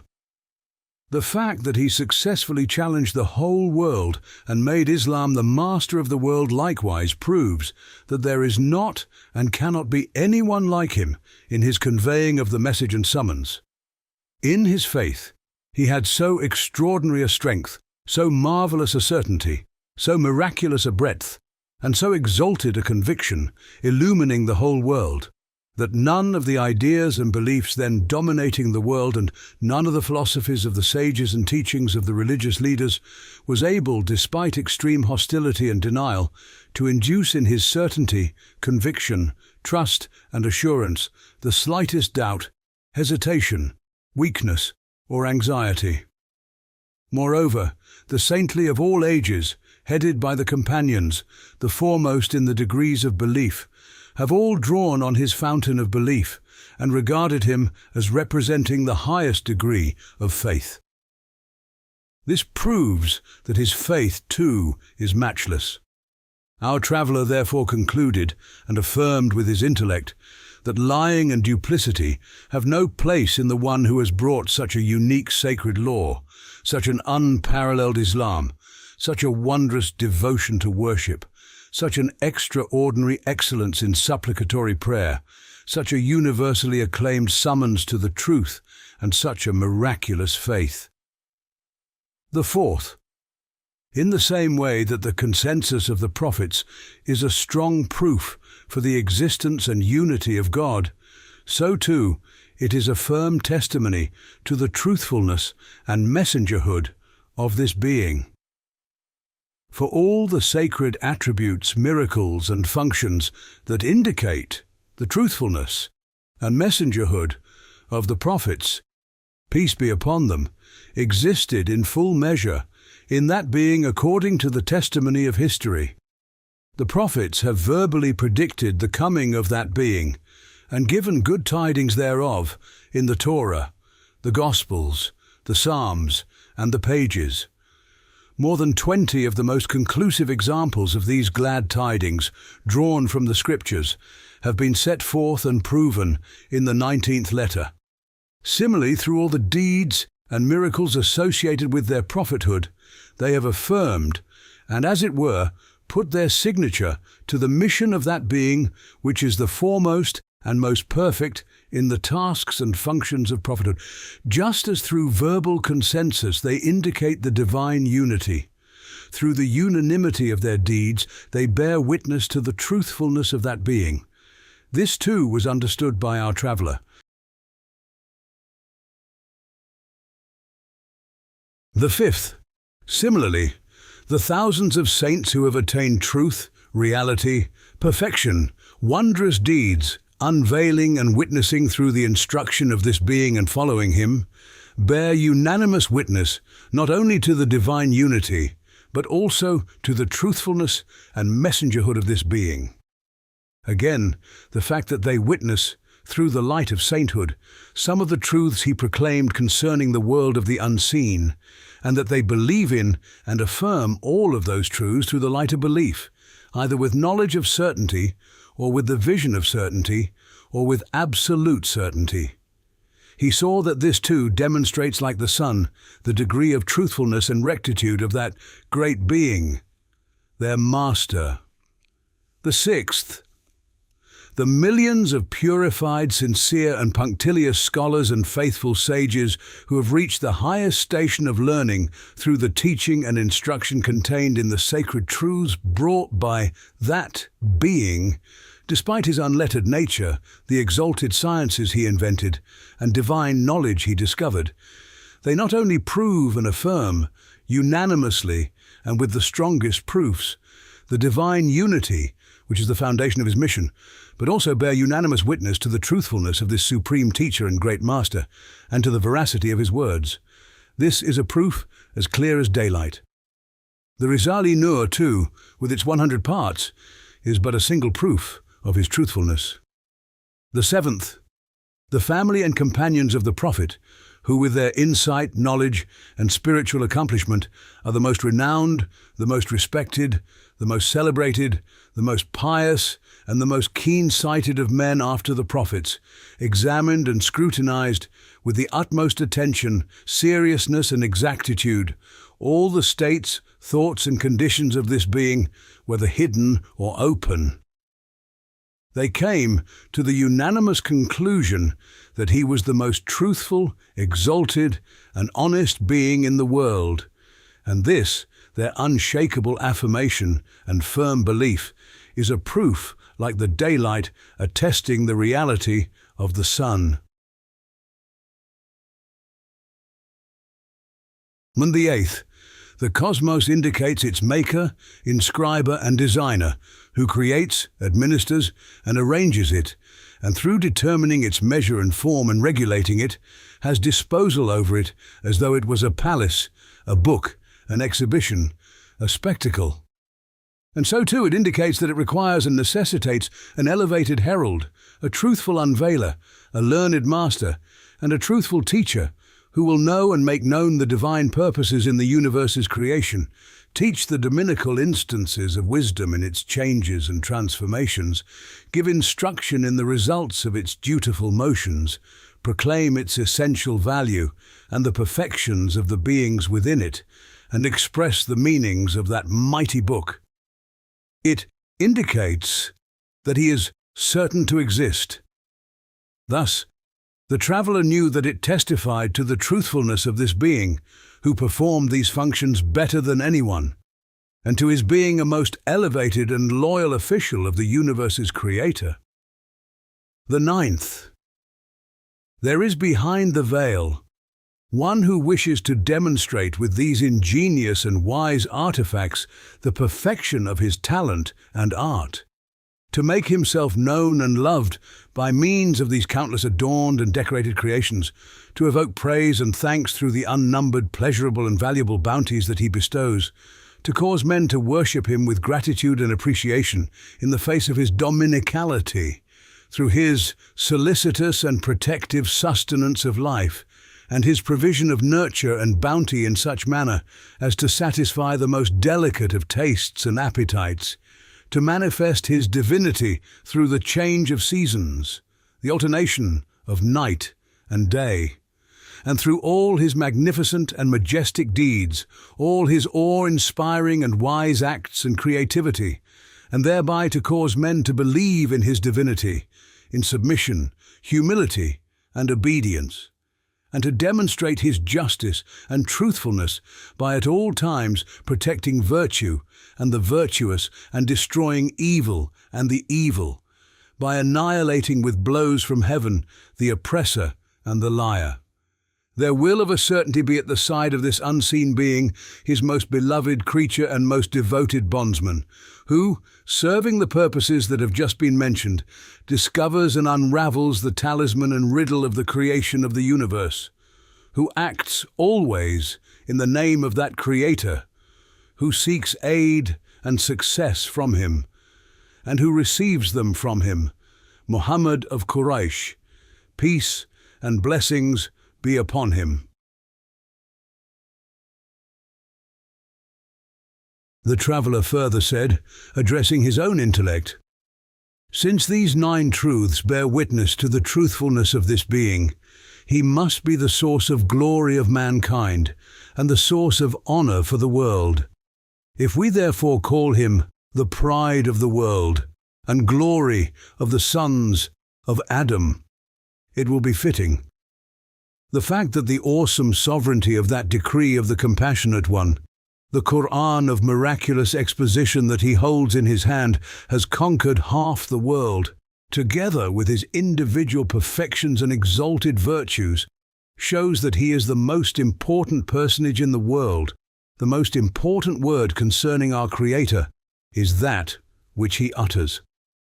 Now see, the foundation of the summons of this extraordinary being and the aim of all his life, based on the strength furnished by his hundreds of decisive and evident and manifest miracles, and the thousands of exalted fundamental truths contained in his religion, was to prove and bear witness to the existence of the necessary existent, his unity, attributes and names, to affirm, proclaim, and announce him. He is therefore, like a sun in the cosmos, the most brilliant proof of our Creator, this being whom we call the Beloved of God. There are 3 forms of great and infallible consensus, each of which affirms, confirms, and puts its signature to the witness he bears. The first, the unanimous affirmation made by that luminous assembly, known and celebrated throughout the world as the family of Muhammad, peace and blessings be upon him, including thousands of Poles and supreme saints of penetrating gaze and ability to perceive the unseen, such as Imam Ali, may God be pleased with him, who said, "Were the veil to be lifted, my certainty would not increase," and Abd al-Qadir al-Gilani, the Gauth al-Azam, may his mystery be sanctified, who saw the supreme throne and the awesome form of Israfil, while yet on the earth. The second, the confirmation made with a strong faith that permitted men to sacrifice their lives and their property, their fathers and tribes, by the renowned assembly known as the Companions, who found themselves among a primitive people and in an unlettered environment, devoid of all social life and political thought, without any scripture, and lost in the darkness of a period between prophets, and who in a very brief time came to be the masters, guides, and just rulers of the most civilized and politically and socially advanced peoples and states, and to rule the world from east to west in universally approved fashion. The third, the confirmation provided with unanimous and certain knowledge by that lofty group of punctilious and profound scholars, of whom in each age thousands spring forth, who advance in wondrous fashion in every science and work in different fields.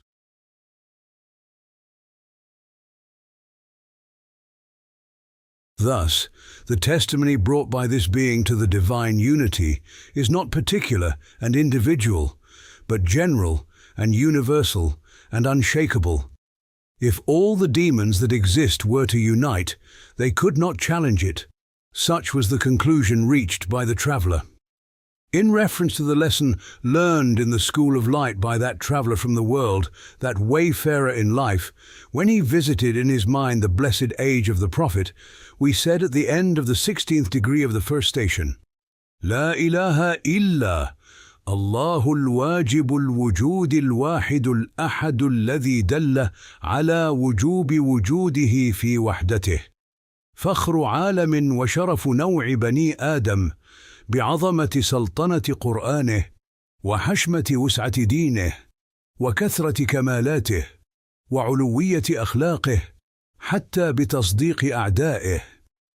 وكذلك شهد وبرهن بقوة مئات المعجزات الظاهرات الباهرات المصدقة المصدقة، وبقوة آلاف حقائق دينه الساطعة القاطعة، بإجماع آله ذوي الأنوار، وباتفاق أصحابه ذوي الأبصار، وبتوافق محققي أمته ذوي البراهين والبصائر النوارة. There is no God but God, the necessary existent, the one, the unique, the necessity, of whose existence in unity is indicated by the pride of the world and the glory of the sons of Adam, through the majesty of the sovereignty of his Quran, the splendor of the expanse of his religion, the multiplicity of his perfections, and the exaltedness of his characteristics, as confirmed even by the testimony of his enemies. He bears witness and brings proof through the strength of his hundreds of manifest and evident miracles that both testify to truth and are themselves the object of true testimony, and through the strength of the thousands of luminous and conclusive truths contained in his religion, according to the consensus of all the possessors of light, the agreement of his illumined companions, and the unanimity of the scholars of his community, the possessors of proofs and luminous insight. The tireless and insatiable traveller, who knew the aim of life in this world and the essence of life to be faith, addressed his own heart and said, "Let us examine the book known as the Quran of miraculous exposition, which is said to be the word and utterance of the being whom we are seeking, the most famous, most brilliant and wisest book in the world, that issues a challenge in every age to whoever refuses to submit to it. Let us see what it says. But first, we must establish that this book is from our Creator." And he began to search. Since the traveller lived in the present age, he looked first at the Risale-i, flashes from the miraculousness of the Quran. He saw its 130 parts to consist of luminous points drawn from that book of discernment, or well-founded explanations of its contents. Even though the Risale-i is valiantly struggling to diffuse the truths of the Quran in all directions, in this obstinate and atheistic age, no one can defeat it, which proves that its master, its source, its authority, and its son is the Quran, heavenly, not human speech. Among the hundreds of proofs in the different parts of the Risale-i, the single proof contained in the 25th word and the end of the 19th letter establishes 40 aspects of the Quran's miraculousness in such a way that whoever sees it, far from uttering any criticism or objection, admires its arguments and utters appreciative praise. The traveller left it to the Risale-i to prove that the Quran is miraculous and the true word of God, turning only to a brief indication of a few points showing its greatness.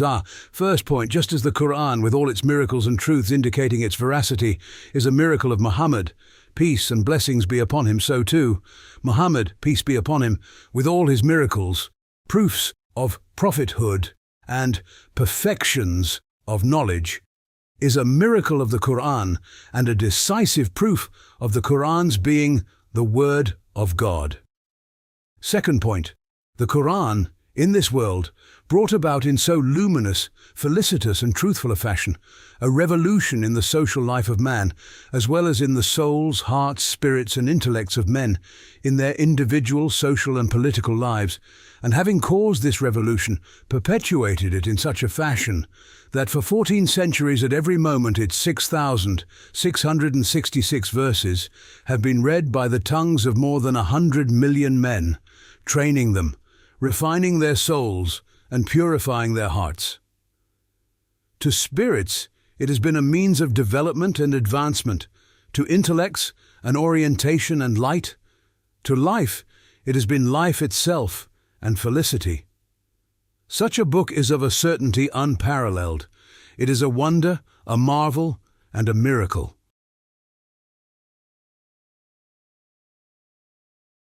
Third point.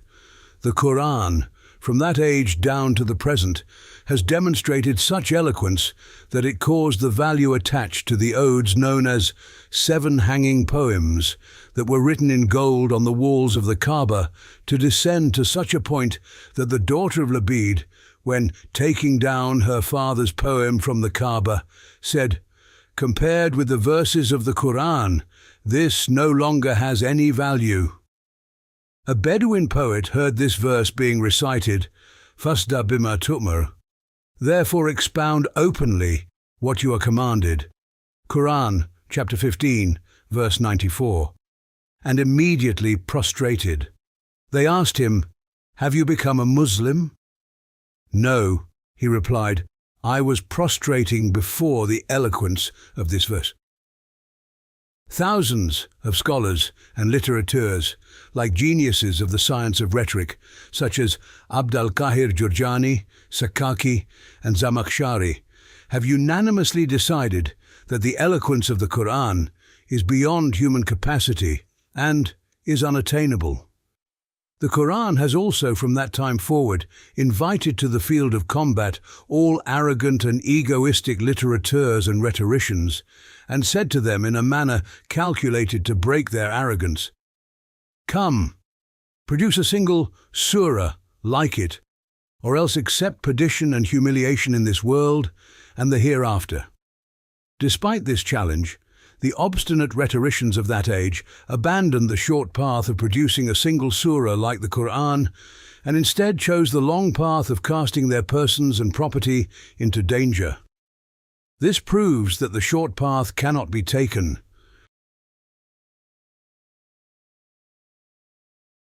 Millions of Arabic books are in circulation, some written by friends of the Quran in order to resemble and imitate it, others written by its enemies in order to confront and criticize it.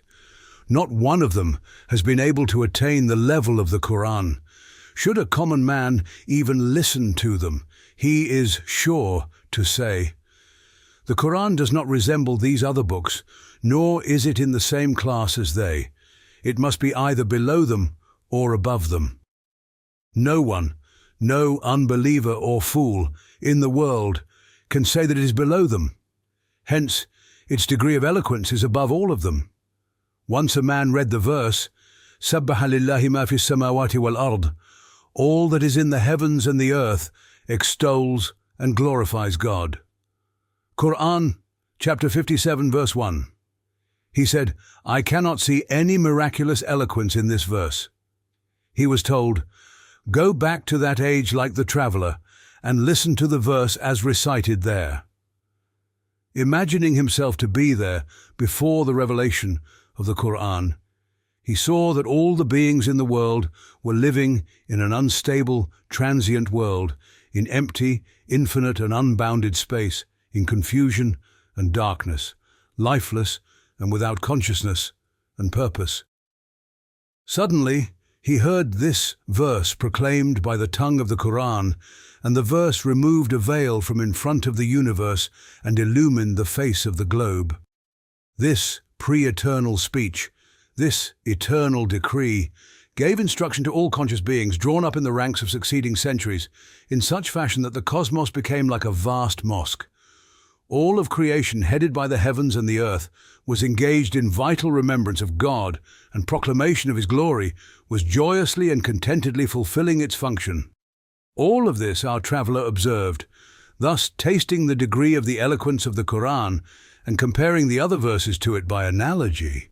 He understood one of the many thousands of wise reasons for the conquest of half the globe and a fifth of humanity by the eloquent murmuring of the Quran, for the uninterrupted continuance of its respected and magnificent monarchy for 14 centuries.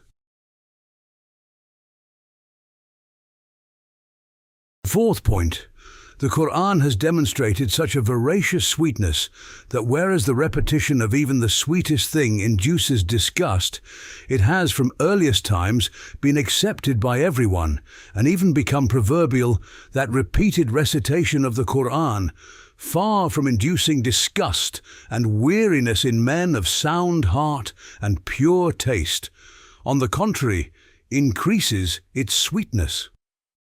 The Quran demonstrates, moreover, such a freshness, youth, and originality that even though it has lived for 14 centuries and passed through many hands, it retains its freshness as if it had only just been revealed. Every century sees the Quran enjoying a new youth, as if it were addressing that century in particular. Similarly, scholars of every branch of learning, even though they keep the Quran constantly at their side in order to benefit from it and perpetually follow its method of exposition, see that the Quran maintains the originality of its style and manner of explanation. Fifth point, one wing of the Quran is in the past and one is in the future, and like its root and one wing are the agreed truths of the former prophets, and it confirms and corroborates them, and they too confirm it with the tongue of unanimity. So too all the true Sufi paths and ways of sainthood, whose fruits, like the saints and purified scholars who receive life from the Quran, show through their vital spiritual progress that their blessed tree is living, effulgent, and the means to truth, and who grow and live under the protection of its second wing, testify that the Quran is pure truth and the assembly of truths, and in its comprehensiveness, a matchless wonder. Sixth point, the Quran's truthfulness and veracity show that its 6 aspects are luminous. Indeed, the pillars of argument and proof beneath it, the flashes of the stamp of miraculousness above it, the gifts of happiness in this world and the next before it, its goal, the truths of heavenly revelation, the point of support behind it, the assent and evidence of innumerable upright minds to its right, and the true tranquility, sincere attraction, and submission of sound hearts and clean consciences on its left, all prove that the Quran is a wondrous, firm, unassailable citadel of both the heavens and the earth. So too, from these 6 levels, the disposer of the universe has set his seal on its being sheer truth and right, and not being man's word and its containing no error. The disposer, who has made it his practice to always exhibit beauty in the universe, protect good and right, and eliminate impostors and liars, has confirmed and set his seal on the Quran by giving it the most acceptable, highest and most dominant place of respect and degree of success in the world. And so too, the one who is the source of Islam and interpreter of the Quran, his believing in it and holding it in greater respect than everyone else, and being in a sleep-like state when it was revealed, and other words and speeches not resembling or coming near it, and that interpreters describing without hesitation and with complete confidence through the Quran true cosmic events of generally the past and the future, from behind the veil of the unseen, and no trickery or fault being observed in him while being under the gazes of the sharpest eyes, and his believing and affirming every pronouncement of the Quran with all his strength and nothing shaking him, is a stamp confirming that the Quran is revealed and true, and the blessed word of his own compassionate Creator. Also, a fifth of mankind, indeed the greater part of it, being drawn to the Quran and bound to it in religion and giving ear to it eagerly desirous of the truth, and according to the testimony of many indications and events and illuminations, the jinn, angels, and spirit beings also gathering around it in truth, worshipping fashion like moths whenever it is recited, is a stamp confirming the Quran's acceptance by all beings and that it occupies a most high position. Also, all the classes of mankind, from the most stupid and lowly to the cleverest and most learned, taking their full share of the Quran's instruction and their understanding its most profound truths, and all branches of scholars like the great interpreters of the greater Sharia in particular, and hundreds of Islamic sciences and branches of knowledge, and the brilliant and exacting scholars of theology and the principles of religion, extracting from the Quran all the needs and answers for their own sciences, is a stamp confirming that the Quran is a source of truth and mine of reality.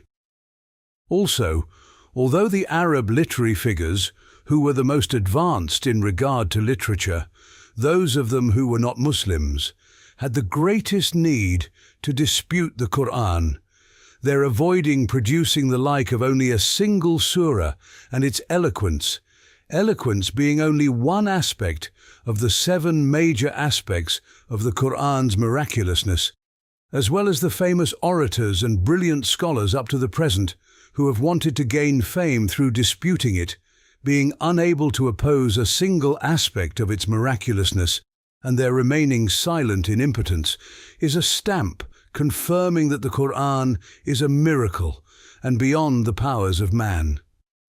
Yes, the value, superiority, and eloquence of a speech or word is apparent through knowing from whom it has come and to whom and for what purpose.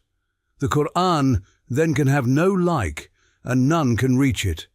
For the Quran is a speech and address of the sustainer of all the worlds and creator of the whole universe, and a dialogue in no way hinting of imitation and artificiality. It's addressed to the one sent in the name of all men, indeed of all beings, the most famous and renowned of mankind, the strength and breadth of whose belief gave rise to mighty Islam and raised its owner to the level of the distance of 2 bowstrings, and returned him as the addressee of the eternally besought one. It describes and explains the matters concerning happiness in this world and the next, the results of the creation of the universe, and the dominical purposes within it. It expounds also the belief of the one it addresses, which was the highest and most extensive of belief, and bore all the truths of Islam. It turns and shows every side of the huge universe like a map, a clock, or a house, and teaches and describes it in the manner of the craftsman who made them. To produce the like of this Quran of miraculous exposition is not possible. The degree of its miraculousness cannot be attained to.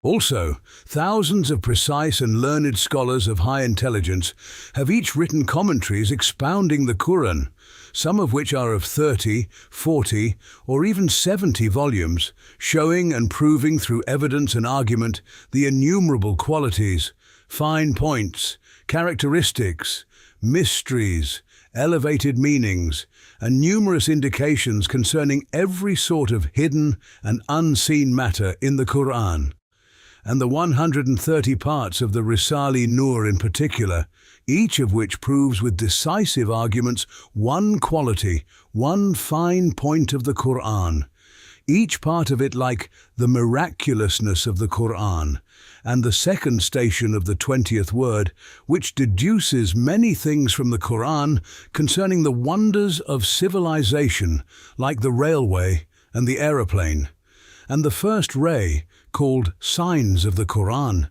which makes known the indications of verses alluding to the Risale-i and electricity, and the 8 short treatises called the 8 symbols, which show how well ordered, full of meaning and mysterious are the words of the Quran, and the small treatise proving in 5 aspects the miraculousness of the verses at the end of Surah Al-Fath in regard to their giving news of the unseen. Each part of the Risale-i shows one truth, one light of the Quran. All this forms a stamp confirming that the Quran has no like, is a miracle and a marvel. and that it is the tongue of the world of the unseen in the manifest world, and the word of one, all-knowing of the unseen. Thus, due to these qualities and characteristics of the Quran indicated above in 6 points, 6 aspects and 6 levels, its sublime luminous sovereignty and sacred mighty rule has continued with perfect splendor, illuminating the faces of the centuries and the face of the earth for 1,300 years. And also, on account of these qualities of the Quran, each of its letters has gained the sacred distinction of yielding at least 10 rewards, 10 merits, and 10 eternal fruits, and the letters of certain verses and surahs yielding 100 or 1,000 fruits, or even more, and at blessed times the light, reward, and value of each letter rising from 10 to hundreds. The traveller through the world understood this, and said to his heart, "The Quran, which is thus miraculous in every respect, through the consensus of its surahs, the agreement of its verses, the accord of its lights and mysteries, and the concurrence of its fruits and works, so testifies with its evidences in the form of proofs to the existence, unity, attributes, and names of a single necessarily existent one, that it is from its testimony that the endless testimony of all the believers has issued forth." Thus, in brief allusion to the instruction in belief and divine unity that the traveller received from the Quran, it was said in the 70th degree of the first station, "La ilaha illallah al-wajib al-wujud, al-wahid al-ahadu, alladhi dalla ala wujubi, wujudihi fi wahdatihi, القرآن المعجز البيان المقبول المرغوب لأجناس الملك والإنس والجان المقروء كل آياته في كل دقيقة بكمال الاحترام بألسنة مئات الملايين من نوع الإنسان الدائم سلطنته القدسية على أقطار الأرض والأكوان وعلى وجوه الأعصار والزمان والجاري حاكميته المعنوية النورانية على نصف الأرض وخمس البشر في 14 عصرا بكمال الاحتشام، وكذلك شهد وبرهن بإجماع سوره القدسية السماوية وباتفاق آياته النورانية الإلهية وبتوافق أسراره وأنواره وبتطابق حقائقه وثمراته وآثاره بالمشاهدة والعيان. There is no God but God, the one and unique necessary existent, to whose necessary existence in unity points the Quran of miraculous exposition, the book accepted and desired by all species of angel, men and jinn, whose verses are read each minute of the year with the utmost reverence by hundreds of millions of men, whose sacred sovereignty over the regions of the earth and the universe and the face of time is permanent, whose spiritual and luminous authority has run over half the earth and a fifth of humanity for more than 14 centuries, with the utmost splendor. Testimony and proof is also given by the unanimity of its sacred and heavenly surahs, the agreement of its luminous divine verses, the congruence of its mysteries and lights, the correspondence of its fruit and effects by witnessing and clear vision.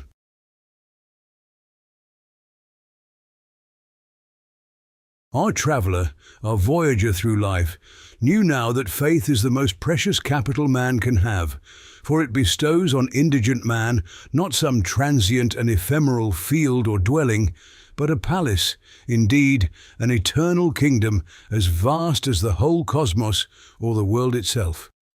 Faith also bestows on ephemeral man all he will need for life eternal, delivers from eternal annihilation wretched man who waits on the gallows for the arrival of fate, and opens to man an eternal treasury of everlasting felicity. The traveller then said to himself, "Onward, in order to gain a further degree from among the infinite degrees of faith, let us refer to the totality of the cosmos and listen to what it says. We will then be able to perfect and illumine the lessons we have received from its components and parts. Looking through the broad and comprehensive telescope he had taken from the Quran, he saw the cosmos to be so meaningful and well-ordered that it took on the shape of an embodied book of the Glorious One, an incarnate dominical Quran, a finely adorned palace of the eternally besought One, an orderly city of the Most Merciful.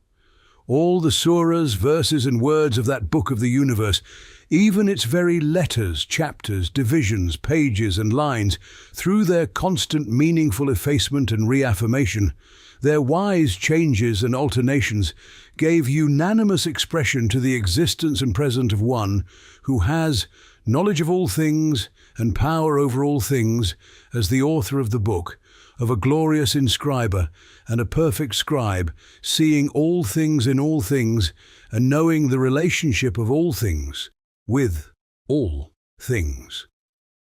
So too, all the species and particles of the cosmos, all its inhabitants and contents, all that enters it and leaves it, all the providential changes and the wise processes of rejuvenation that occur in it, these proclaim in unison the existence and unity of an exalted craftsman, a peerless maker who sets to work with limitless power and infinite wisdom. The testimony of two great and vast truths, of a piece with the immensity of the cosmos, affirms this supreme witness of the cosmos. First truth. These are the truths of createdness and contingency established with countless proofs by the gifted scholars of the principles of religion and the science of theology, as well as the sages of Islam. They said that since change and mutation are to be observed in the world and all things, the world must be ephemeral and created. It cannot be uncreated. If it is created, then there must be a maker who created it. And if there is no cause to be found in the essence of a thing, either for its being or for its non-being, so that these two are equally possible, that thing cannot be necessary and eternal. It has further been proven with decisive arguments that it is not possible for things to create each other, since that would involve the absurd and false notion of causality and never-ending causal sequences.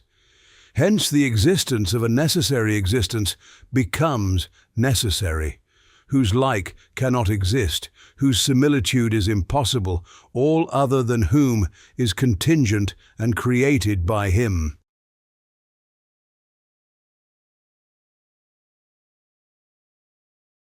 Yes, the truth of createdness has permeated the whole of the cosmos, and many instances of it are visible to the eye.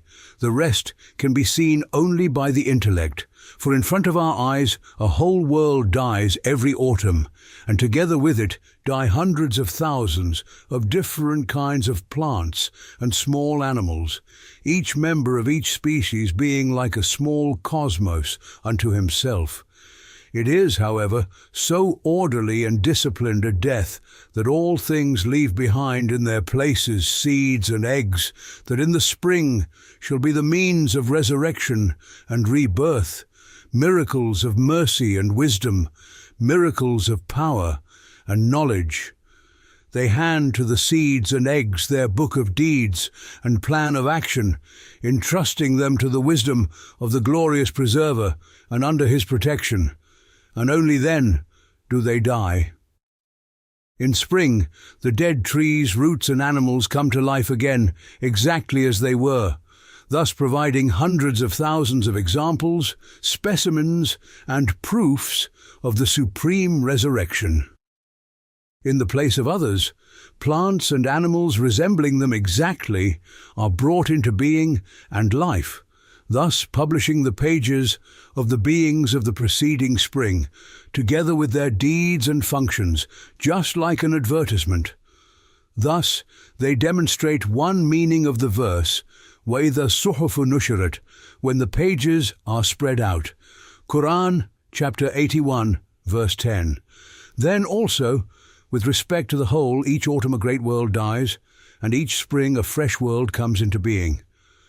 that death and creation proceed in so orderly a manner, and so many separate deaths and creations occur within them, in such orderly and regular fashion, that it is as if the world were a traveller's lodge, where animate beings reside for a time, where travelling worlds and migrant realms come, fulfill their duties, and then go on their way. So there is apparent to all intellects with the clarity of the sun, the necessary existence, infinite power, and unending wisdom of a glorious being, who creates and brings into being in this world vital realms and purposive universes, with perfect wisdom, knowledge, and equilibrium, with balance, order, and regularity, and who then employs them for dominical purposes, divine aims, and merciful goals, with full power and compassion. We leave to the Risale-i Nur and the books of the theologians the further discussion of matters related to createdness.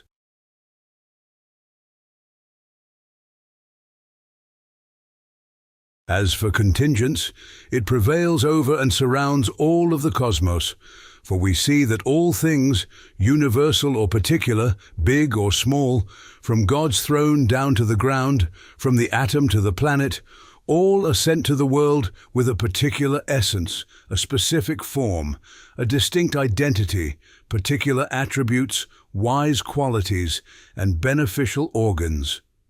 Now to bestow on that particular essence and quiddity its peculiarities from amongst the infinite possibilities available, to clothe it in its specific, distinctive, and appropriate form, from among the possibilities and probabilities that are as numerous as the forms that may be conceived, to distinguish that being with the identity suited to it, from among the possibilities as numerous as the other members of its species, to endow with special, suitable, and beneficial attributes the created object that is formless and hesitant midst the possibilities and probabilities that are as numerous as the varieties of attribute and degree, to affix to that aimless creature, perplexed and distraught amidst the innumerable possibilities and probabilities that result from the infinitude of conceivable paths and modalities, to affix to it wise qualities and beneficial organs and equip it with them. All of these are indications, proofs, and affirmations to the number of the innumerable possibilities of the necessary existence, infinite power, and unlimited wisdom of the necessary existent, who creates, chooses, specifies, and distinguishes the quiddity and identity, the form and shape, the attribute and situation of all contingent beings, whether they be universals or particulars. They indicate, too, that no object and no matter is hidden from him, that nothing is difficult for him, that the greatest task is as easy for him as the smallest, that he can create a spring as easily as a tree, and a tree as easily as a seed. All this, then, pertains to the truth of contingence, and forms one wing of the great testimony borne by the cosmos.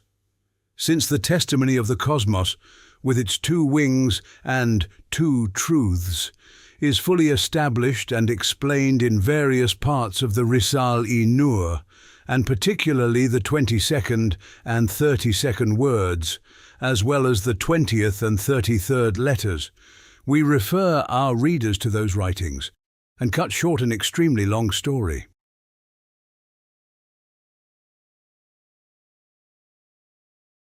Second truth. As for the second truth that proceeds from the total scheme of the cosmos, which is also the second wing of its great and universal testimony, it is as follows. There is to be seen a truth of cooperation among these beings that are attempting to maintain their existence, and, if they are animate, their life, and fulfill their functions in the midst of constantly stirring changes and revolutions, a truth that lies far beyond their capacities. For example, the elements hasten to aid animate beings, the clouds to help the vegetable kingdom to help the animal kingdom to help the human kingdom. Milk gushes forth from the breast like the spring of paradise, to succor the infant.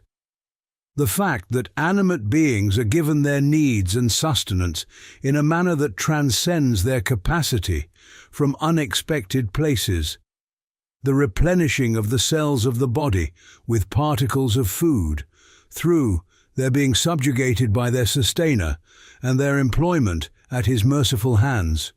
All of these, and numerous other examples of the truth of cooperation, demonstrate the universal and compassionate dominicality of the sustainer of all the worlds, who administers the cosmos like a palace.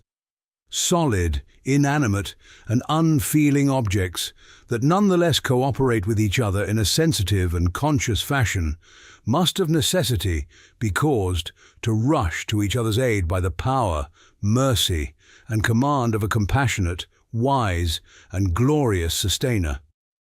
The universal cooperation visible throughout the cosmos, the comprehensive equilibrium and all-embracing preservation, prevailing with the utmost regularity in all things, from the planets to the members, limbs and bodily particles of animate beings, the adorning whose pen ranges over the gilded face of the heavens, the decorated face of the earth, and the delicate faces of flowers, the ordering that prevails over all things, from the Milky Way and solar system down to fruits such as corn and pomegranates, the assigning of duties to all things, from the sun and the moon, the elements and the clouds, down to honeybees.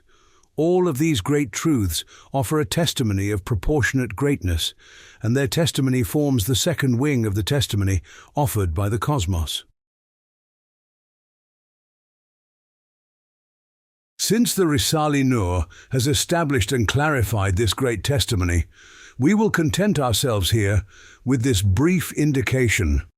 In brief allusion to the lesson of faith learned by our traveler from the cosmos, we said in the 18th degree of the first station, لا إله إلا الله الواجب الوجود الممتنع نظيره الممكن كل ما سواه الواحد الأحد الذي دل على وجوب وجوده في وحدته. هذه الكائنات الكتاب الكبير المجسم والقرآن الجسماني المعظم والقصر المزين المنظم والبلد المحتشم المنتظم بإجماع سوره وآياته وكلماته وحروفه وأبوابه وفصوله وصحفه وسطوره واتفاق أركانه وأنواعه وأجزائه وجزئياته وسكنته ومشتملاته ووارداته ومصارفه بشهادة عظمة إحاطة حقيقة الحدوث والتغير والإمكان بإجماع جميع علماء علم الكلام وبشهادة حقيقة تبديل صورته ومشتملاته بالحكمة والانتظام وتجديد حروفه وكلماته بالنظام والميزان وبشهادة عظمة إحاطة حقيقة التعاون والتجاوب والتساند والتدخل والموازنة والمحافظة في موجوداته بالمشاهدة والعيان. There is no God but God, the necessary existent, the like of whom cannot exist, other than whom all things are contingent.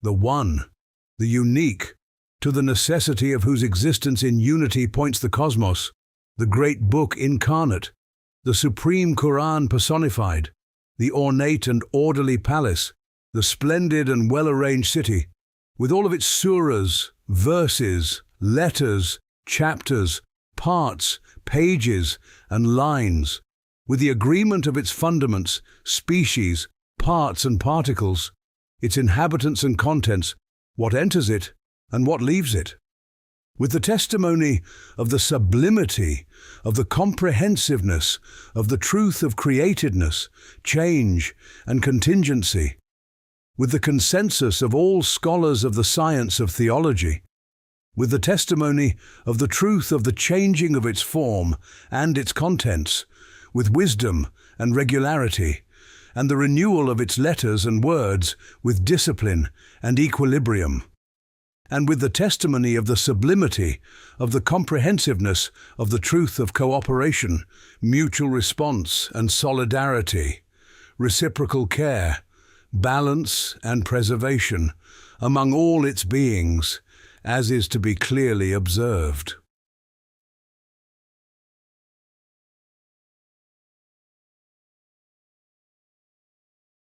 Then, the ardent and inquisitive traveller, who was seeking the Creator of the world, had advanced by gaining knowledge of God indirectly through 18 degrees, and approached, at the end of an ascension in belief to the throne of truth, a station where, in the presence of God, he addressed him directly.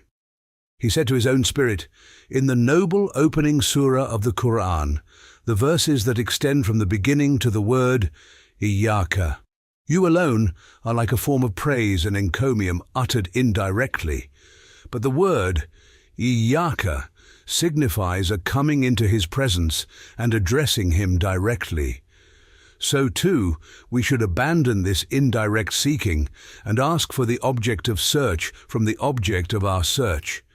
For one must ask the Son, that shows all things, concerning the Son, since that which shows all things will show itself even more clearly. Just as we perceive and know the sun by its rays, so too we can strive to know our Creator in accordance with our capacities through His most beautiful names and sacred attributes. We will set forth here, with the utmost brevity and concision, 2 of the countless paths that lead to this goal, 2 of the infinite degrees of those 2 paths, and 2 of the abundant truths and details of those 2 degrees. The first truth. There appears visible to our eye a comprehensive, permanent, orderly and awesome truth, one that changes, transforms and renews all beings, in heaven and on earth, with imperious and incessant activity. Within the truth of that in every way wise activity, there is immediately perceived the truth of the manifestation of dominicality, and in turn, within the truth of that in every way merciful manifestation of dominicality, is recognizable the truth of the epiphany of divinity.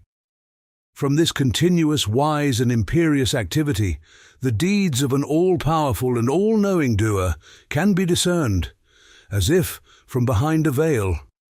And from behind the veil of these nurturing and administering deeds of dominicality, the divine names, manifest in all things, can be immediately perceived.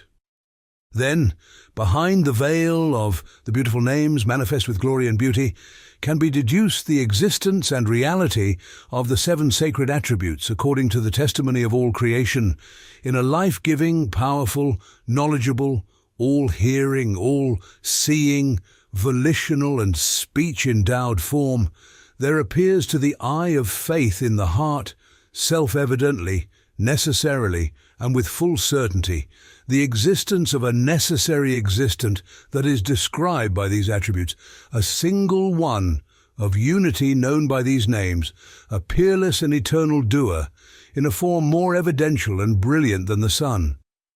For a beautiful and profound book necessarily presupposes the act of writing, and a well-built house presupposes the act of building. And the acts of writing beautifully and building well presuppose the names of writer and builder, and the titles of writer and builder obviously imply the arts and attributes of writing and building. And these arts and attributes self-evidently necessitate one who will be qualified by the names and attributes, and be the artist and craftsman.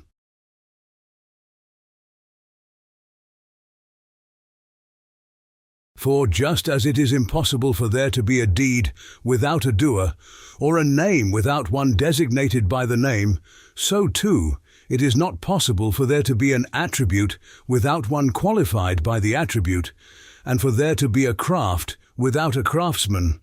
On the basis, then, of this truth and principle, the universe with all the beings it contains resembles a collection of profound books and letters written by the pen of divine determining, and countless buildings and palaces constructed with the hammer of divine power.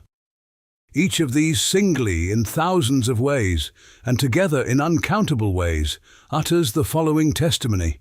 These innumerable dominical and merciful deeds, and the endless manifestations of the 1,001 divine names, which are the source of the deeds, and the infinite manifestations of the 7 transcendent attributes, which are the source of the beautiful names, in endless and infinite ways, point to and testify to the necessary existence and unity of an all-glorious essence, which is the source of those all-embracing sacred 7 attributes and is qualified by them.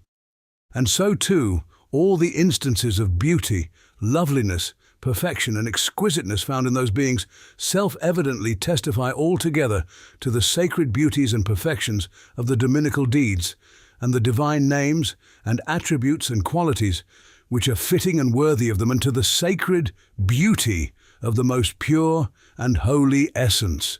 So the truth of dominicality that manifests itself within the truth of activity reveals and makes itself known in qualities and acts such as creating, originating, fashioning and bringing into being, with knowledge and wisdom, determining, forming, administering and changing with regularity and balance, transforming, causing to descend and perfecting with purpose and will, and feeding, nurturing and bestowing generosity and bounty with tenderness and mercy.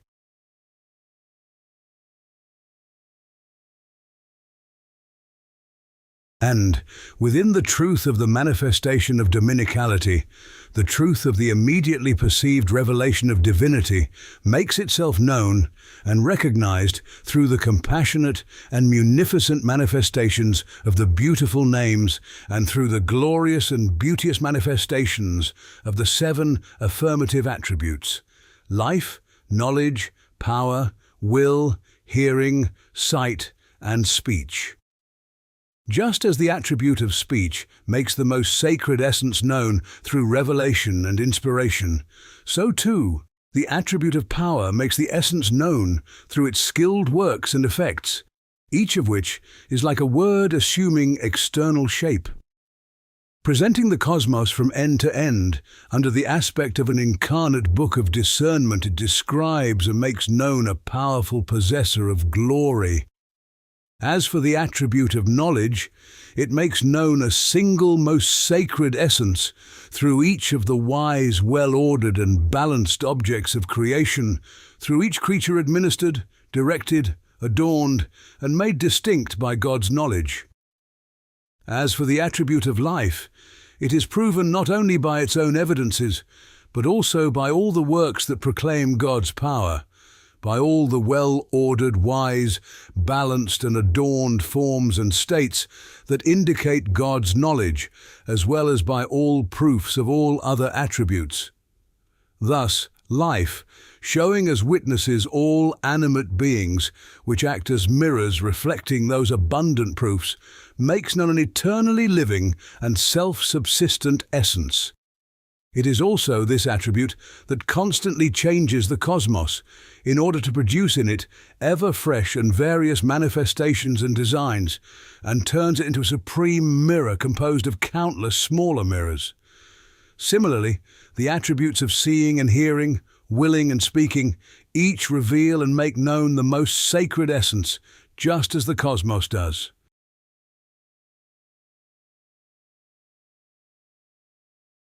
Then, too, just as the attributes point to the existence of the possessor of glory, they also indicate in most manifest fashion the existence and reality of life, and the livingness and permanence of that essence.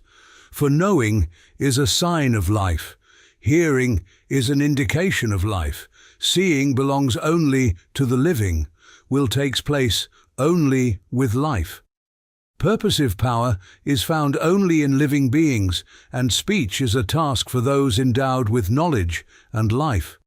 It follows from the foregoing that the attribute of life has proofs 7 times as numerous as the cosmos, and evidences that proclaim its existence and the existence of the one whom it qualifies.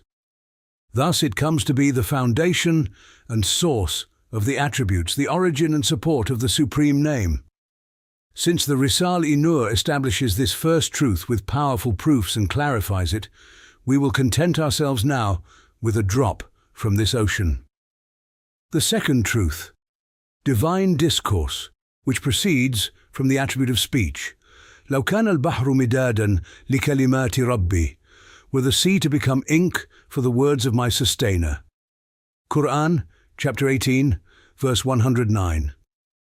According to the inner sense of this verse, divine discourse is infinite. The clearest sign demonstrating the existence of a being is his speech. This truth, therefore, constitutes an infinite testimony to the existence and unity of the pre-eternal speaker. Since two powerful evidences of this truth are revelation and inspiration, set forth in the 14th and 15th degrees of this treatise, another broad proof is provided by sacred and heavenly books, as indicated in the 10th degree, and a further most brilliant and comprehensive proof is furnished by the Quran of miraculous exposition, as discussed in the 17th degree. For all these reasons, we refer our readers to those degrees for the exposition and affirmation of this truth. Enough for us, and for our traveller, who was unable to proceed beyond this point, are the lights and mysteries contained in the sublime verse that proclaims this truth in miraculous fashion and adds its own testimony to all of the preceding ones. شهد الله أنه لا إله إلا هو والملائكة وأولو العلم قائما بالقسط لا إله إلا هو العزيز الحكيم. God bears witness that there is no God but He, as do the angels and the possessors of knowledge, steadfast in equity. There is no God but He, the mighty, the wise. Quran, chapter 3, verse 18.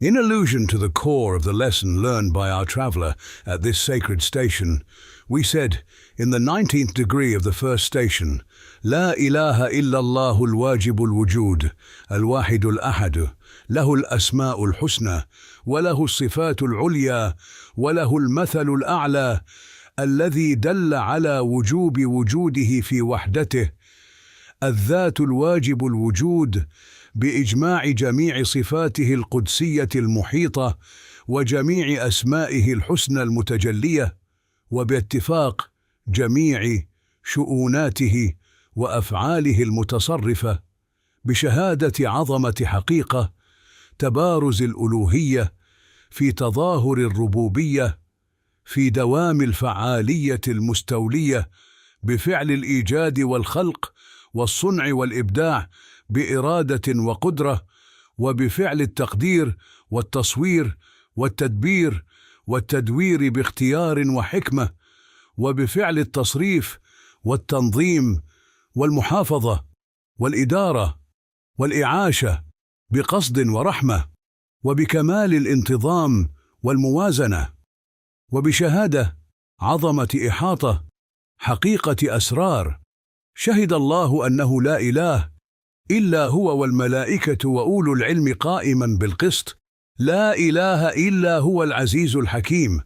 There is no God but God, the necessary existent, the one, the unique. His are the beautiful names, His are the supreme attributes, and His is the most sublime similitude. To His necessary existence in unity points the necessarily existent essence, with the consensus of all its sacred and comprehensive attributes and all of its beautiful names, manifested according to the consensus of His dominant qualities and deeds. By the testimony of the sublimity of the truth of the self-revelation of divinity in the manifestation of dominicality, in the permanence of imperious activity, through the act of bringing into being, creating, making and originating in will and in power, and through the act of determining, forming and regulating in choice and in wisdom, through the act of expending, preserving, ordering, administering and nurturing in purposiveness and mercy, in complete order and equilibrium. As too by the testimony of the sublimity of the comprehensiveness of the truth of the mysteries of the verse, God bears witness that there is no God but He, as do the angels and the possessors of knowledge, steadfast in equity. There is no God but He, the mighty, the wise.